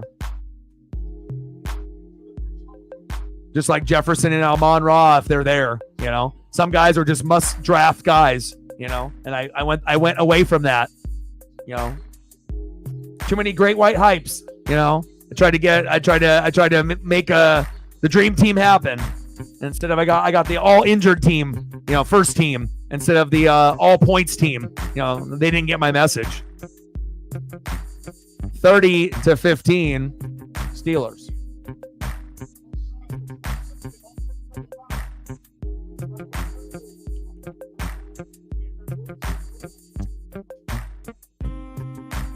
Illinois, Maryland, Michigan, Wisconsin.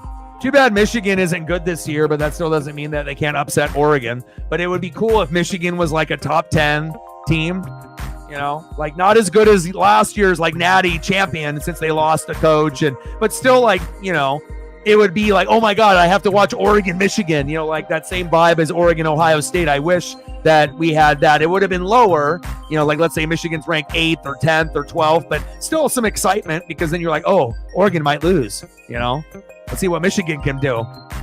Brees with the catch. But, still, even though those teams not being ranked, I mean, they, might be able to upset Oregon or any team, College football is crazy too.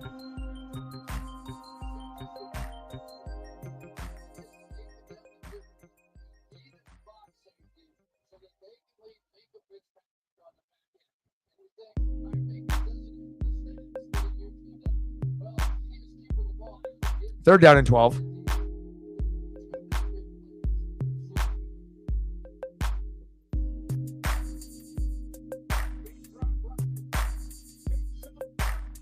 Rodgers. Allen the Lizard Lazard. Garrett Wilson's like, that's not me. First down, Jets. All right, enjoy your walk. Get those steps in. Lose that weight. Feel great. The champion. The champ. Appreciate you, man. Thank you so much. Take it easy on the rest of the league, including me, man. I'm just trying to be like you. Stacks on stacks, racks on racks, little cactus jack. Bang, bang, bang. All right, take care. Appreciate the two of you.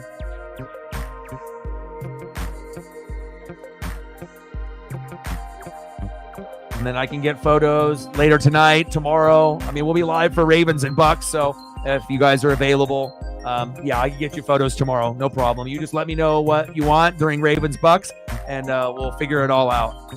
Appreciate you guys. You guys have a great rest of your afternoon or evening if I don't hear from you for the rest of the stream. We got 9:44 left. Steelers are going to win, and we figured the Jets would play a little bit better, but the defense is really the reason why they lost. If the defense would have played like typical Jets defense, this game is much closer. And maybe the game is, 16-15 or something like that. Let's go Ravens. I just want Baker to keep playing like a top 5 NFL MVP candidate. And if we have enough guys healthy, as long as we don't get embarrassed, and we have a chance to win, and we are one of the best teams in the NFL, but Ravens are a tough challenge. And, Lamar can beat anyone with his arm and legs. Oh my, a shimmy and a shake, first down, Jets. But hopefully the Bucs get the win. But if the Ravens win, I'm not going to be sad or angry. I mean, it's Lamar Jackson, and he's awesome. So, and they got Derrick Henry. I mean, holy cow. And Zay Flowers. I mean, we'll see how it goes. But hopefully Baker matches Lamar's greatness, so then we just get an amazing show. But, I know the Bucs defense is going to try to slow Lamar down, but if our guys are injured, that's not going to happen. But it seems like some of the guys are getting healthy. So as long as I have Vita Vea and Antoine Winfield Jr., I feel secure. And Levante David. If those 3 guys are out or one of them's out, then I'm fucked. But should be a great game tomorrow. A lot better than fucking Chargers and Cardinals. No, I mean, I guess I'll have it on the side, but it's not going to be really worth watching. Captain Oriole's like, you already won, bro. I'm just being firmly punished, so that way I realize, the mistakes that I made, and to never make those mistakes ever again. Never go outside of the the group of guys that you normally get every year. Never go away from that. You go away from it, you get punished. So I learned my lesson. Little flip and complete.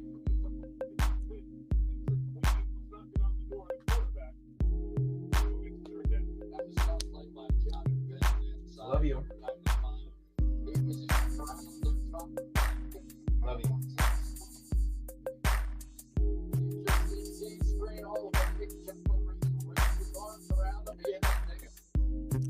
Rodgers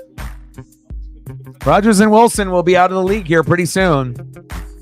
Now they don't got too many years left.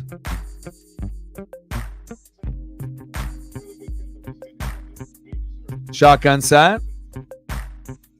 Big hit. I mean, I don't know if I see Rodgers as being like quarterback 2. Like, I almost feel like with all his Hollywood friends and the money that he's made, that he would have too much pride just to like keep hanging around just to be a backup quarterback. But who knows?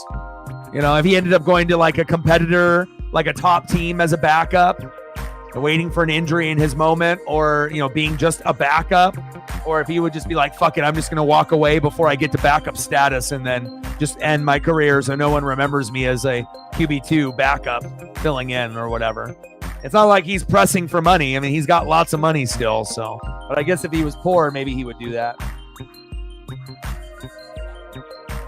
Yeah, they hate both of us. Me more than you, but both of us got the short end of the stick. And I mean, like, when the hell does that happen? Even Reflect got a 0.6 with JMO, but that 0.6 is better than just 0. And then we both got it at the same exact spot, like in the, on the fantasy lineup card. It's like they're really toying with us. They're like, oh, we're going to make this fun for you guys, at least for this. But I mean, the only way that it can get really super exciting is that if Tucker has a low game and then I get an explosion out of Evans, like a career game, and then it might still be you, but it would be, more interesting. But I mean, unless Mike Evans ended up having the best game of his career tomorrow. And if that happens, then maybe I beat you, but I don't know the chances of that happening. It's like, why, football gods?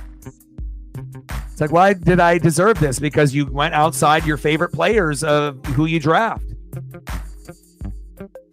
Too many mistakes. Can't have issues at quarterback, tight end, running back, wide receiver, and think that you can keep up with the best, because they're going to fuck you up, Plus, there's a lot of players that normally I love having on my roster that I don't have, and it hurts. I'm normally an Amon-Ra guy or a Justin Jefferson guy or a David Montgomery guy. I have none of those guys. And if I did, I would be happy. So, sometimes you just have, bad luck and you don't have the opportunity to draft those guys, but wish I had those guys now.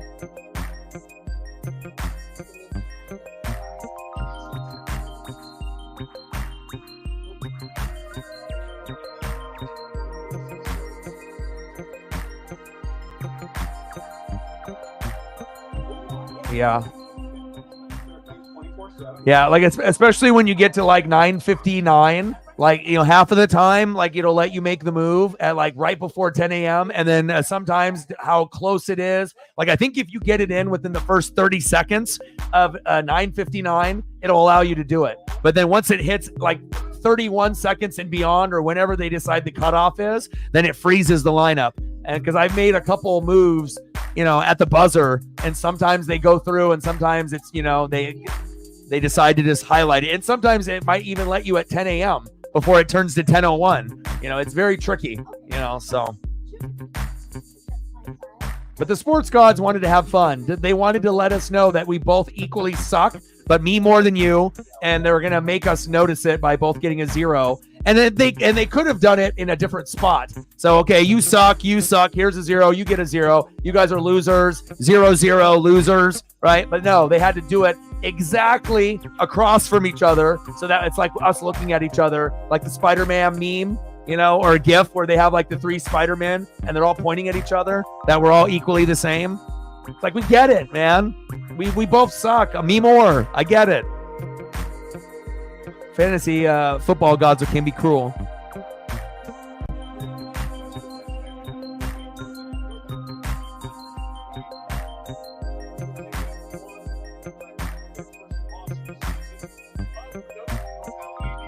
But congrats, man. Like I said, I only have myself to blame, and there's definitely the top tier teams. And if you're looking at it, even though you've lost tough matchups, Matt, to more than likely Zini and Reflect, I mean, these are playoff teams. So essentially you're just playing other playoff teams, and then you hope the next time you play them you beat them. It's going to be tough, but every time that you play Shep or Zini or Reflect, you may lose, but if you win, then that's what it's going to feel like, how you're going to have to play to win the championship.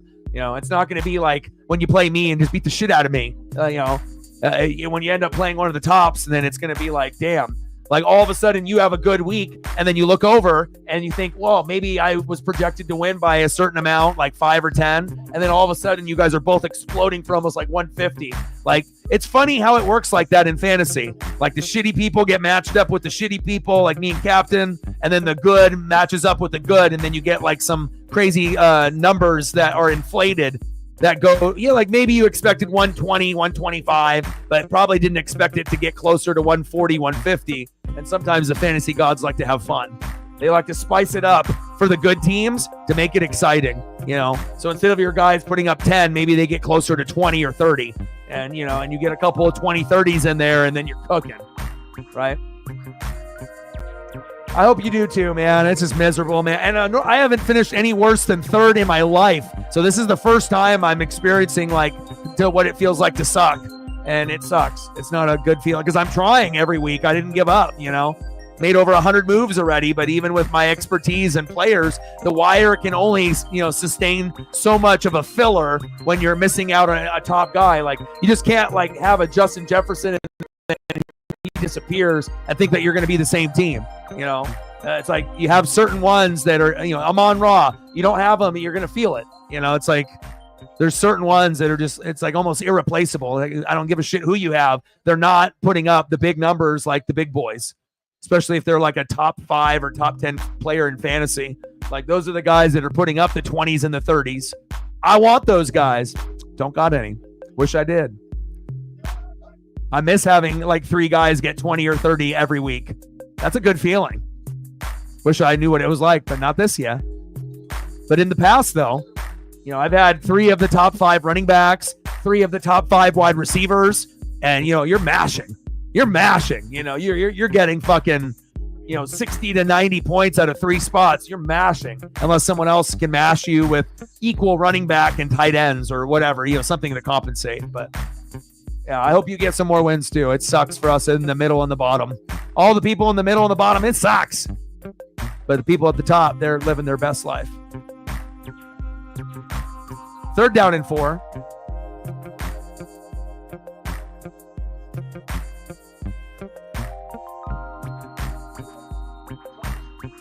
Warren.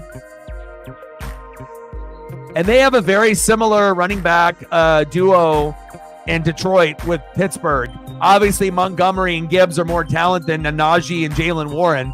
But, if you actually look at Najee's skill set as a power runner like Montgomery, and then obviously Warren being a poor man's Gibbs, but sometimes can give you big numbers, if he got enough opportunities or more opportunities, like if each guy got 15 carries, what kind of numbers would you get? Or if Warren ended up getting 20 and Najee got 10. But again, you don't want to be experimenting too much. But obviously we know Najee is the better back out of the two. But with Gibbs and Montgomery, they have 2 RB1s. No other team in the NFL has 2 RB1s.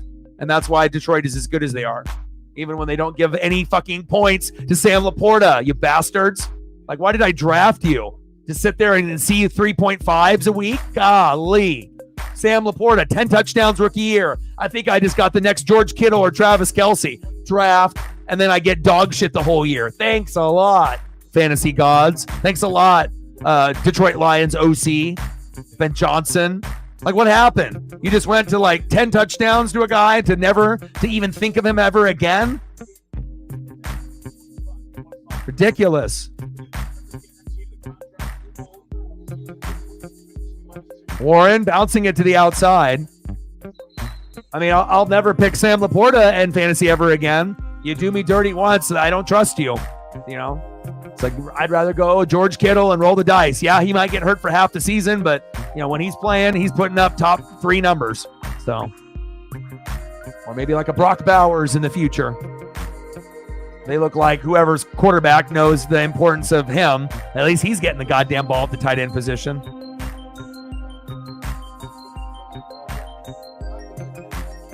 I'm stuck with Sam Laporta and Mark Andrews now. So I'm just going to flip-flop through 2 high-profile name tight ends that never get the ball and, getting 3 to 5 points every week. And then once out of every month, maybe I'll get a 10 to 12. Yay. I was like, by then it's way too late and I'm already eliminated. Well, even Mahomes last year in fantasy wasn't good. I mean, if you played fantasy in our league, you would have not picked him this year if you had him last year. So, I mean, he's already been, like, he's, obviously going to be known as one of the most quarterbacks, and they keep winning Super Bowls and this and that. But for fantasy and statistically, like, this is one of the worst career years for Mahomes. No, they haven't really been he hasn't really been the same quarterback since last year. But again, they turned into a defensive juggernaut. And as long as they have Spags and Chris Jones, it looks like that might be good enough for them to win, regardless if Mahomes, has, as many touchdowns as picks, like let's say 7-7 or 9-9, or if they go 12-12. Like if there's any quarterback that can go 12 touchdowns and 12 picks and still win a Super Bowl, it's Mahomes. So not ideal for us in fantasy. That's like, I would love to be able to use him or see someone in the league use him, but kind of wild to think of the guy that we thought that might be like the best quarterback of this generation is not even rostered in fantasy. Like, he's a liability unless you like scoring 13 in fantasy, and I'm no dummy. I don't, but I guess there's probably people that, haven't realized that it's not really looking like it's going to get any better. And even if they brought in like DeAndre Hopkins, it's not going to solve the problem. It would help get maybe a few more touchdowns, but that just means like people that have Kelce are pissed because then the touchdowns would go to Hopkins instead of him. So, yeah, I mean, he is so inconsistent, but he can get a touchdown with his legs. He doesn't really like to do the little QB sneak thing after having that injury that one year. But, as we see him on the TV here with Snoop Dogg and Kai Cenat. Kai's like in all the commercials now, McDonald's, fucking not a Big Mac. It's like a chicken sandwich. These guys need to make their money, man. Keep making it. He's trying to take full advantage. You got, Haktua. You got to be able to take advantage with your podcast and your merch, and you got to maximize the moment that you are on the spot. So that way you make the most money while you can before you become not as relevant. Crazy to see the evolution of the Chiefs, though. They were the most explosive team, right? Middle of the pack, defense, and then Tyreek, and then just an amazing, just weapons everywhere, right? And then losing Tyreek, and then like, oh, you guys can't win, and then they did, right? And they kind of did it a different way. And then now, not having some of the top guys with Pacheco and Rashee Rice, number one running back, number one receiver, no problem. Tight end isn't as good, not as much Tay on the TV, right? Makes Matt sad, wants more coverage to see more, Tay zoom ins, right?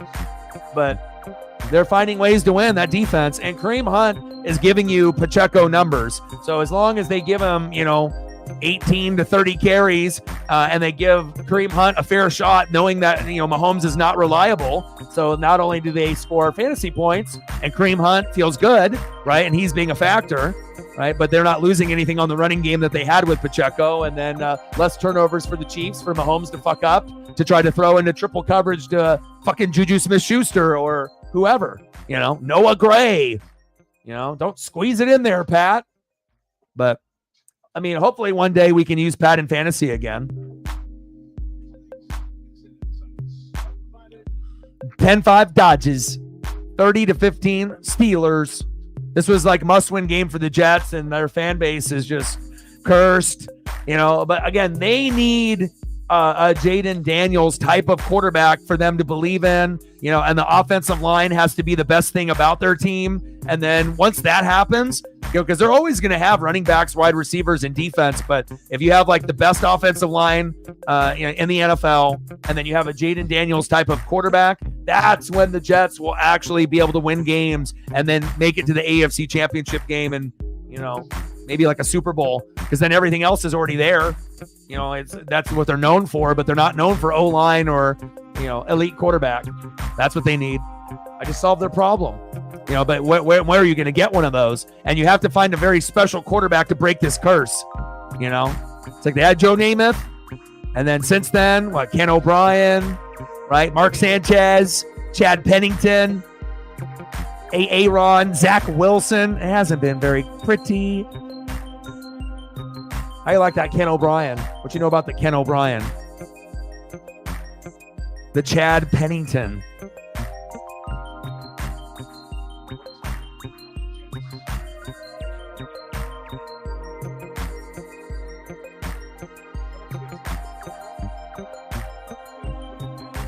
Everyone's on the ground, just laying around.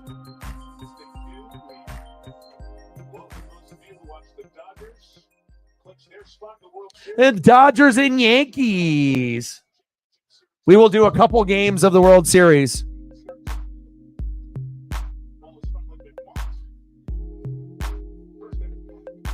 But we got Ravens Bucks tomorrow, which will be fun. I'll still keep up with Cardinals and Chargers for fantasy purposes and just to see if we have anything worthwhile watching in that game.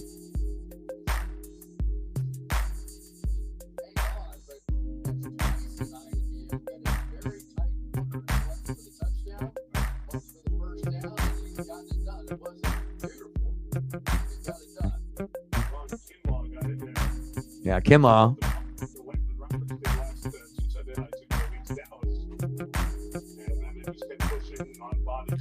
The Mariners and the Paters? Man, I can't wait for the Paters to make it. Those good old Paters. Yeah, Mariners, Padres. I would rather see Mariners, Dodgers, because if we're going to win, I want to win against the best. Like, go against Ohtani and fucking win, and then Ichiro can come out and we can all jump up and down and shit. He can give a hug to Ohtani and console him, but, that would be, little Jay Buhner action, Ken Griffey Jr. action, little Edgar Martinez action, Ichiro. Then the Mariners would have a parade and I would go. I'd probably stay there for like a day or two or something if I could. Like, the vibes in Seattle would be fucking insane. Mariners championship, Oregon Ducks natty. That's what I need.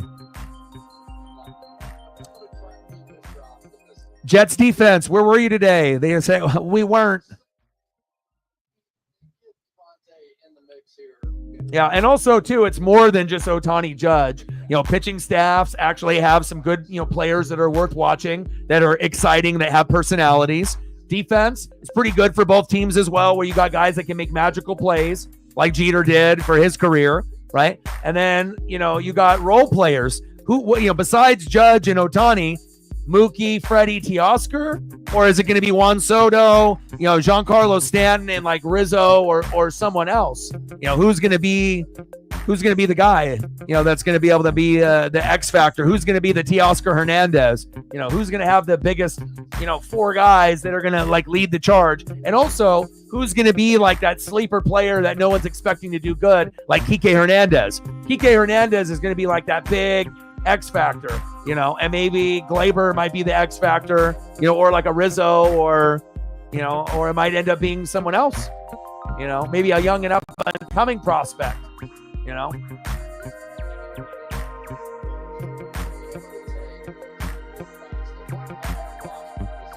or maybe it's Jazz Chisholm, right? He's a pretty big name, if he steps up.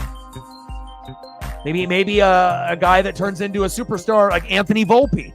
Maybe he ends up having a spectacular World Series and gets them over the hump, or makes a name for himself. So there'll definitely be a few guys, or maybe Volpe and Kike are like those X factors that people expect maybe a little, but you're not really expecting like, oh my God, game-changing RBIs or home runs. So man, it's gonna be good. So.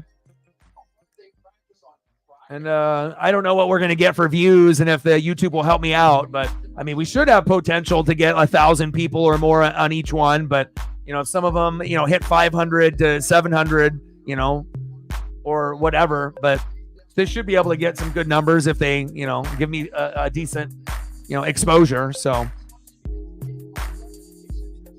And we've been waiting for this, for a long time. Right? Yankees haven't made it in a long time, but you got to think the sports gods didn't have it happen before because it wasn't time. They had to wait for Judge Ohtani. So it's like, it makes sense now. You could have had it before, but it's not going to be as meaningful unless they have like bigger superstars. And now we literally are getting the best player on the planet, Shohei, and the second best player on the planet that sometimes is the best player on the planet, Aaron Judge.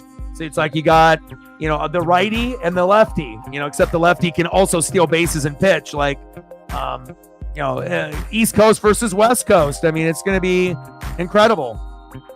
It's like Tupac Biggie all over again. Exciting too. And it's like, for me, like I want to be able to see history. So it's like I'm a Mariner fan through and through, but it's like I can enjoy watching Aaron Judge hit home runs or Juan Soto or, do what they do. It doesn't mean that they're my favorite player, but I'm always going to have an attachment towards greatness. So more towards Judge than Soto or Giancarlo. I'm more of a Judge and Shohei, type of, nothing wrong with the others, but it's just some are going to be a little bit more on your pecking order, right? And your top of your list. So. Awesome, 1,100. He deserves it. Well, hopefully one day I can have that, but we'd have to keep a lot of the trolls and the people that have no chat etiquette. And then I would actually have to get a fair shot to be able to get my exposure. One day. Cal Raleigh versus the Paters.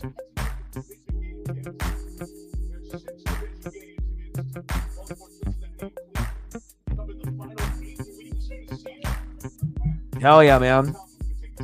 And like I said, Cal's career might be better than Julio's, which is, saying something. Like how important Cal is,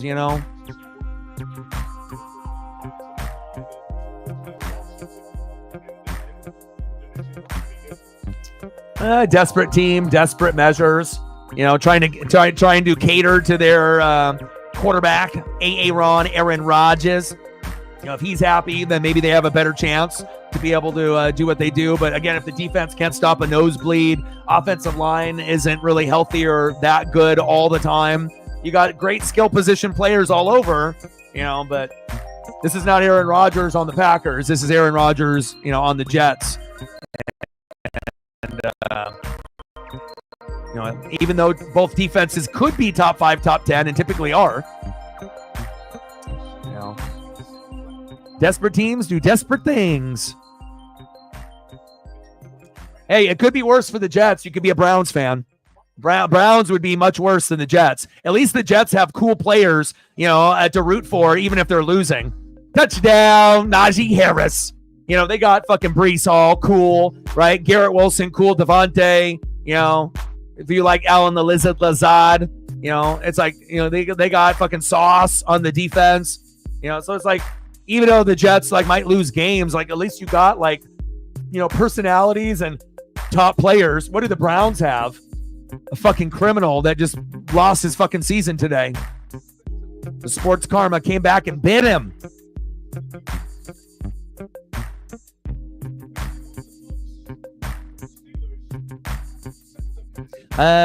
Najee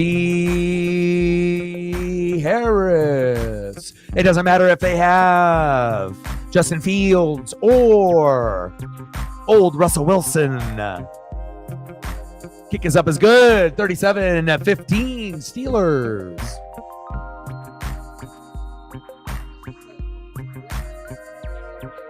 Friday. Cool. We'll do, well, that's perfect. We get a few days to celebrate these two teams, and they'll have their little media days. And then Friday, we'll do that. And I haven't even checked to see what Thursday Night Football is, but awesome.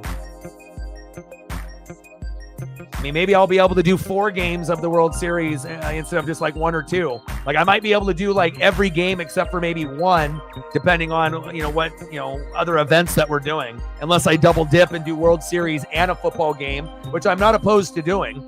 World Series is the World Series, just like the Super Bowl or the Natty or the NBA Finals, or Stanley Cup Finals. Like the shit is important. It means something. So,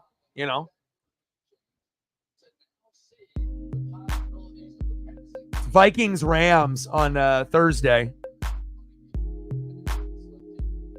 I wish Puka and Cooper Kupp were healthy. Rumor is Cooper will be playing, but we'll find out if he is. And is he 100%? Who the fuck knows?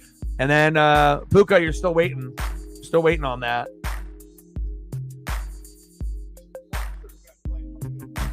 Cool. Friday on Fox. 94-68 Yankees versus the 98-64 Dodgers. Only a 4-game difference in the regular season.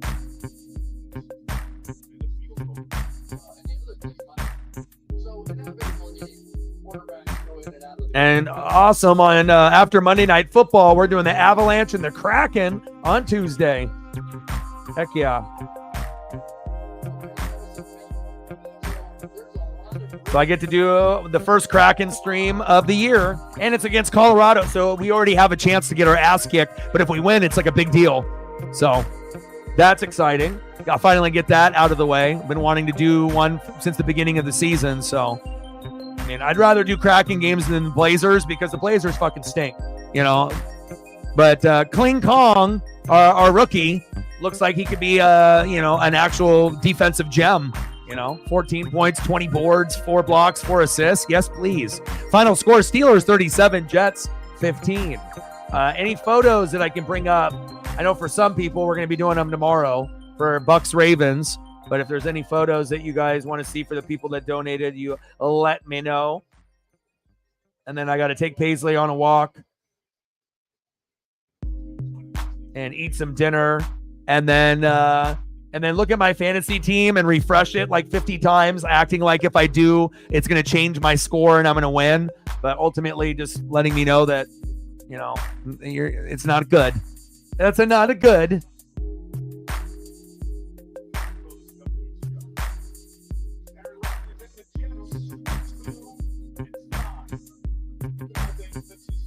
Well, plus also too, Matt, again, if I was in your position, I wouldn't be, too down. Like if you're playing against Shep and you look at your team and you look at his star players on Shep's team, on Zini's team, as well as Reflex, there's no shame in losing even by 40, 50, 60, 70, 80 against one of the top, 3 teams in the whole league, because that's what the top fucking 4 teams do. They beat the shit out of everyone in the middle and the bottom. And not only that, you can actually score 130 to 200, which most of us can't. And, so if you end up getting blasted like you did by Zini, bro, like that would have been, think about if it was any one of us. Like she might have gotten to 200, but instead of you getting to like 120, 130, maybe us, we get to fucking 80. and it's like 80 to 200. You know, it's going to be different for us when we suck. So, you know, you've had a good year. You were a bubble team in the middle. You had a roster good enough to be top 4, but it just took a couple weeks to get there. But then now you're right there, you know, with those other 3 teams. So again, as long as you get into the dance and you take my spot and whoever wants number 4, and you end up going, you know, even if you match up Reflect, you know, 1 versus 4, and it's Zini and Shep 2 and 3 or whatever, as long as you're there, you're going to have a shot. Your guys are good. You're getting good point totals. It's just a matter of not getting injured. You know, try to be as Shep as possible. And then if you can't, be as crafty as Reflect, you know, and if you can do that, then you never know. You might be our champion this year. Your team is good enough. And again, there's like, you guys are the 4 best, and you have the teams that can win it all. I don't think anyone else out of the other 6 have a team good enough to match with those 4. So, you know, and things could change with injuries, and then someone could move up and take a spot. But I mean, if your guys' teams don't get hurt, those are the 4 playoff teams, it looks like, but it is early still. Stacks on stack, racks on the racks in the little Cactus Jack. Geno Smith, good choice. I like that choice. Appreciate it. Thank you for supporting. And again, you know, it means a lot, you know, to see people do well in this league because, you know, Sarah and a few others, you know, you've seen like how it's been. You know, it's usually only top heavy by a little bit. Now, like, it's like every matchup is a threat, you know, and I don't think we've ever really had that before, you know, and obviously teams that are not having a good year are getting exposed even more than ever. Like before, we might be able to cover up some of the mistakes by playing against people that are a little less experienced or have shittier luck or they drafted bad or whatever. But, you know, there's no getting like skating by, like, you know, if you're going to get exposed, you're going to get exposed. And unfortunately for a bunch of us, we have. So it's, you know, $20 holla. Thank you. Way to bring the electricity. But we'll do Ravens Buccaneers, and then we're going to do the first Kraken stream on Tuesday against the Avalanche of Colorado. I mean, even people that don't give a shit about hockey will be like, okay, this is actually one that I can sit down and watch, or I can like follow along. You know, it's like I might not know the players' names on the Kraken, but they'll make it good enough where we can chill and hang out. So I'm definitely excited about that, and that'll be on Tuesday. Then we'll figure out what we do on Wednesday. Since there's no baseball and no football, maybe we take the day off. And then Thursday night football, and then Friday World Series Game 1. Oh, yeah. We're going to have fun. And then don't we got a WWE pay-per-view coming around the corner at some point?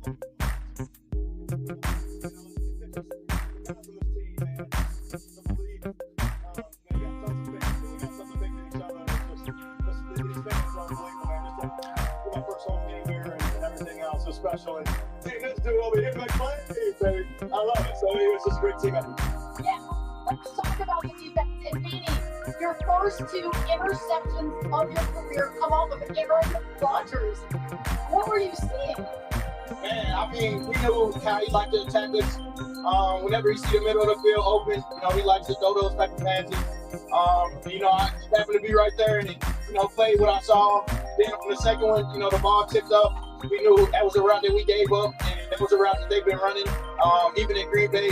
And, you know, I played it right, ball tipped up in there, and, you know. But, you know, for someone that gives, you know, 150% on anything that I put my mind to, and to have this type of year, you know, I got no one to blame but myself, you know. But some people would try to make it for, you know, they just can't handle it. But it's a cool thing to be able to see the way that the league has grown, and you know, it's not going to be easy for anyone to win the championship. Like, it's going to be a fucking, like, tough battle. Like, you know, when you get to the playoffs and you have the 4 teams, any one of the 4 could win it. And that's the way I always wanted the league. Not to be just like 2 teams are really good and everyone else has no shot. Like, you know, now it's like, you know, I like the direction of where we're at, even if that means that I have to be sacrificed, you know, for someone else to be able to have the glory, you know, on this channel. So that makes me feel good. people are listening. We listen to each other. We know who's good. We know who's not good. We don't do that bandwagon shit. It is what it is. Some people can take it as a personal attack towards their team or their players, but we don't lie on this channel. We really give you the straight, this is what it is. It's either good or it's not good, and things change week to week and whatnot. And, people sometimes get offended. Sometimes people they have that attachment to the players and the teams. I think all of us do to a certain degree. But when you have to realize that we're never malicious here, like it is on other channels. When people say something bad about our quarterback or our team, we take it personal because they're a team fan of a rival and they're trying to, start shit and instigate, whether they know that particular thing they say is true or not, or they're just trying to push buttons. But we don't push buttons. We're just trying to educate, right? What's good is good and what's not is not. But just because we say something isn't good doesn't mean it can't get good. It's not like this is the forever comment. Things can change, and again, it's just keeping you up to date on what's going on weekly so you understand that how it varies. Just because someone's good doesn't mean they're good forever. Like sometimes they'll have a good year and a bad year. Look at Eli Manning. Good year, bad year. Good year, bad year. That's why we don't even know if he deserves to be in the goddamn Hall of Fame, even beating Tom Brady twice. The motherfucker had too many bad years, right? And his last name is Manning, right? Let's be honest. Does he deserve to be in? Probably not, right? But he's a Manning. You beat Brady twice, so eventually they'll probably just let him get in there, whether he is actually deserving or not, right? Right?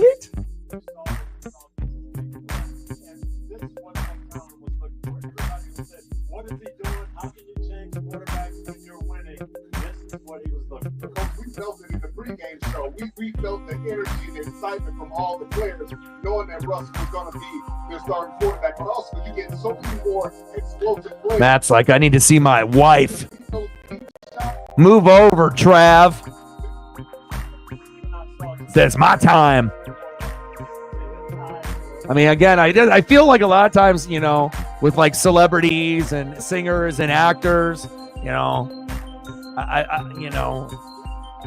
you just got to do it in a healthy manner, But the more that you see something, and the more, it's like, they're getting you like brainwashed. It's like, if you end up seeing a Pizza Hut commercial, 5 times in an hour, nonstop for a week, chances are, even if you don't like Pizza Hut, that you might end up ordering something from Pizza Hut at one point or another. She says, I'm mesmerizing. Look at me. Matt's like, I can't take my eyes off of you. But you got to find a different pepperoni princess than her.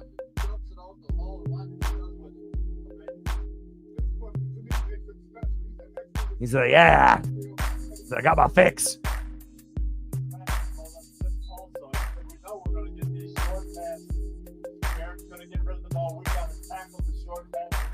He said, I wanted duck players.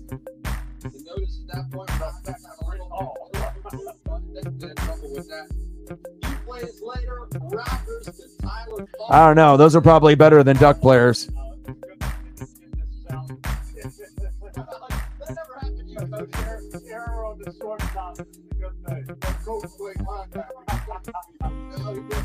He played quarterback. He moved it ahead late in the first half. What is he doing here? You're 15-6. Well, why can't the pepperoni princess be a Swiftie also? What if she's a Swiftie pepperoni princess? Then you have no excuses.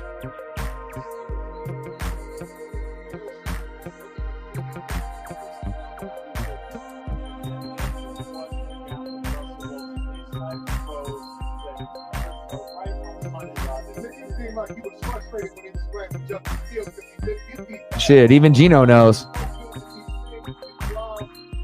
It's that Swiftie pepperoni princess.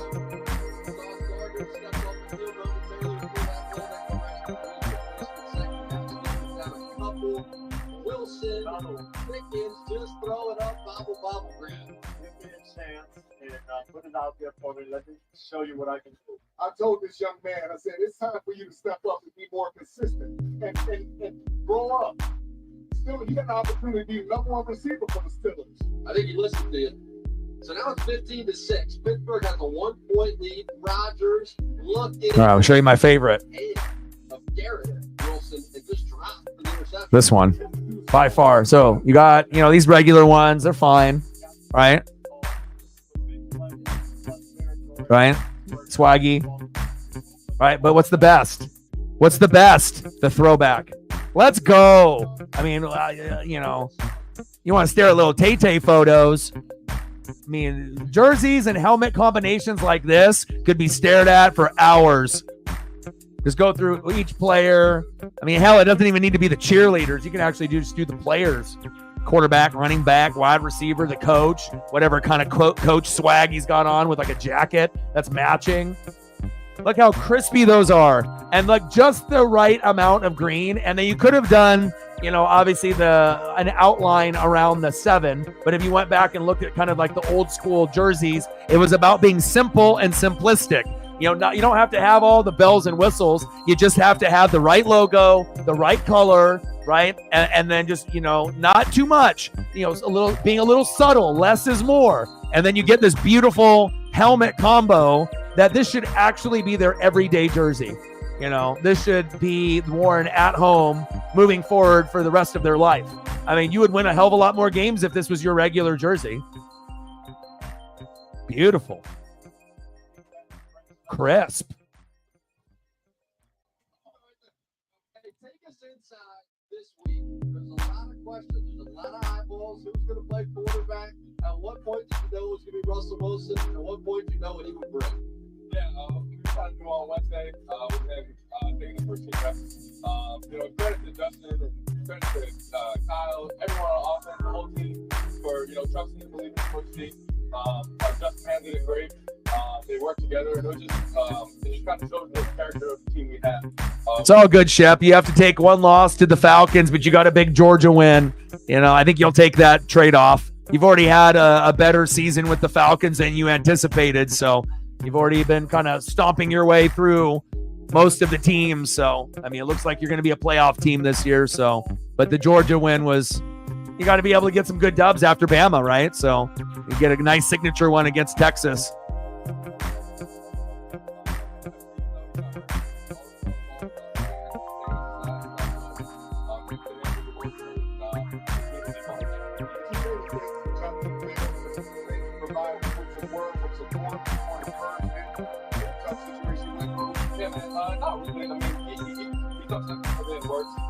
All the guys ever since he's been there since day one, he really studied the playbook, got to know everyone. So he's been great, and he played like a champ. And he was out there helping. Shep loves it. Seeing the rough season, he did a good job. And just like I said, it's just kind of. I got to go take Paisley for a walk. I love you guys, and I appreciate you guys very much. Shout out to all the people that liked, sub, donated, commented, shared. Appreciate it very, very much.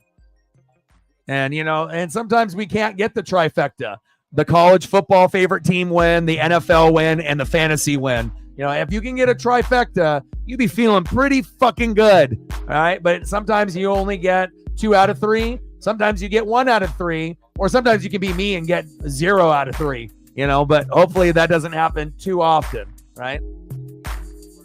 So sometimes you got to take a loss with a win. We had a good one here. Final score, Steelers 37, Jets 15. I appreciate you guys very, very much. And we'll be live tomorrow for the Ravens and the Buccaneers on Monday night. Okay, Kraken and Colorado Avalanche on Tuesday, Wednesday, I don't know, Thursday Night Football, and then with the Rams.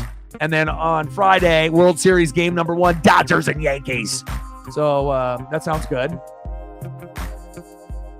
Right, that's true. Yeah, Oregon number 1. Who knows for how long? Maybe it's a curse. Everyone else that gets number 1, they lose right away. So, I mean, under that means that we would lose to Illinois, but I hope that doesn't happen. I think we can beat them, but who knows? Appreciate you guys very, very much. And I got one question for you. Well, talk sports like us. Your boy Ryan, Northwest Sports Fanatics, and I'm out. Got it.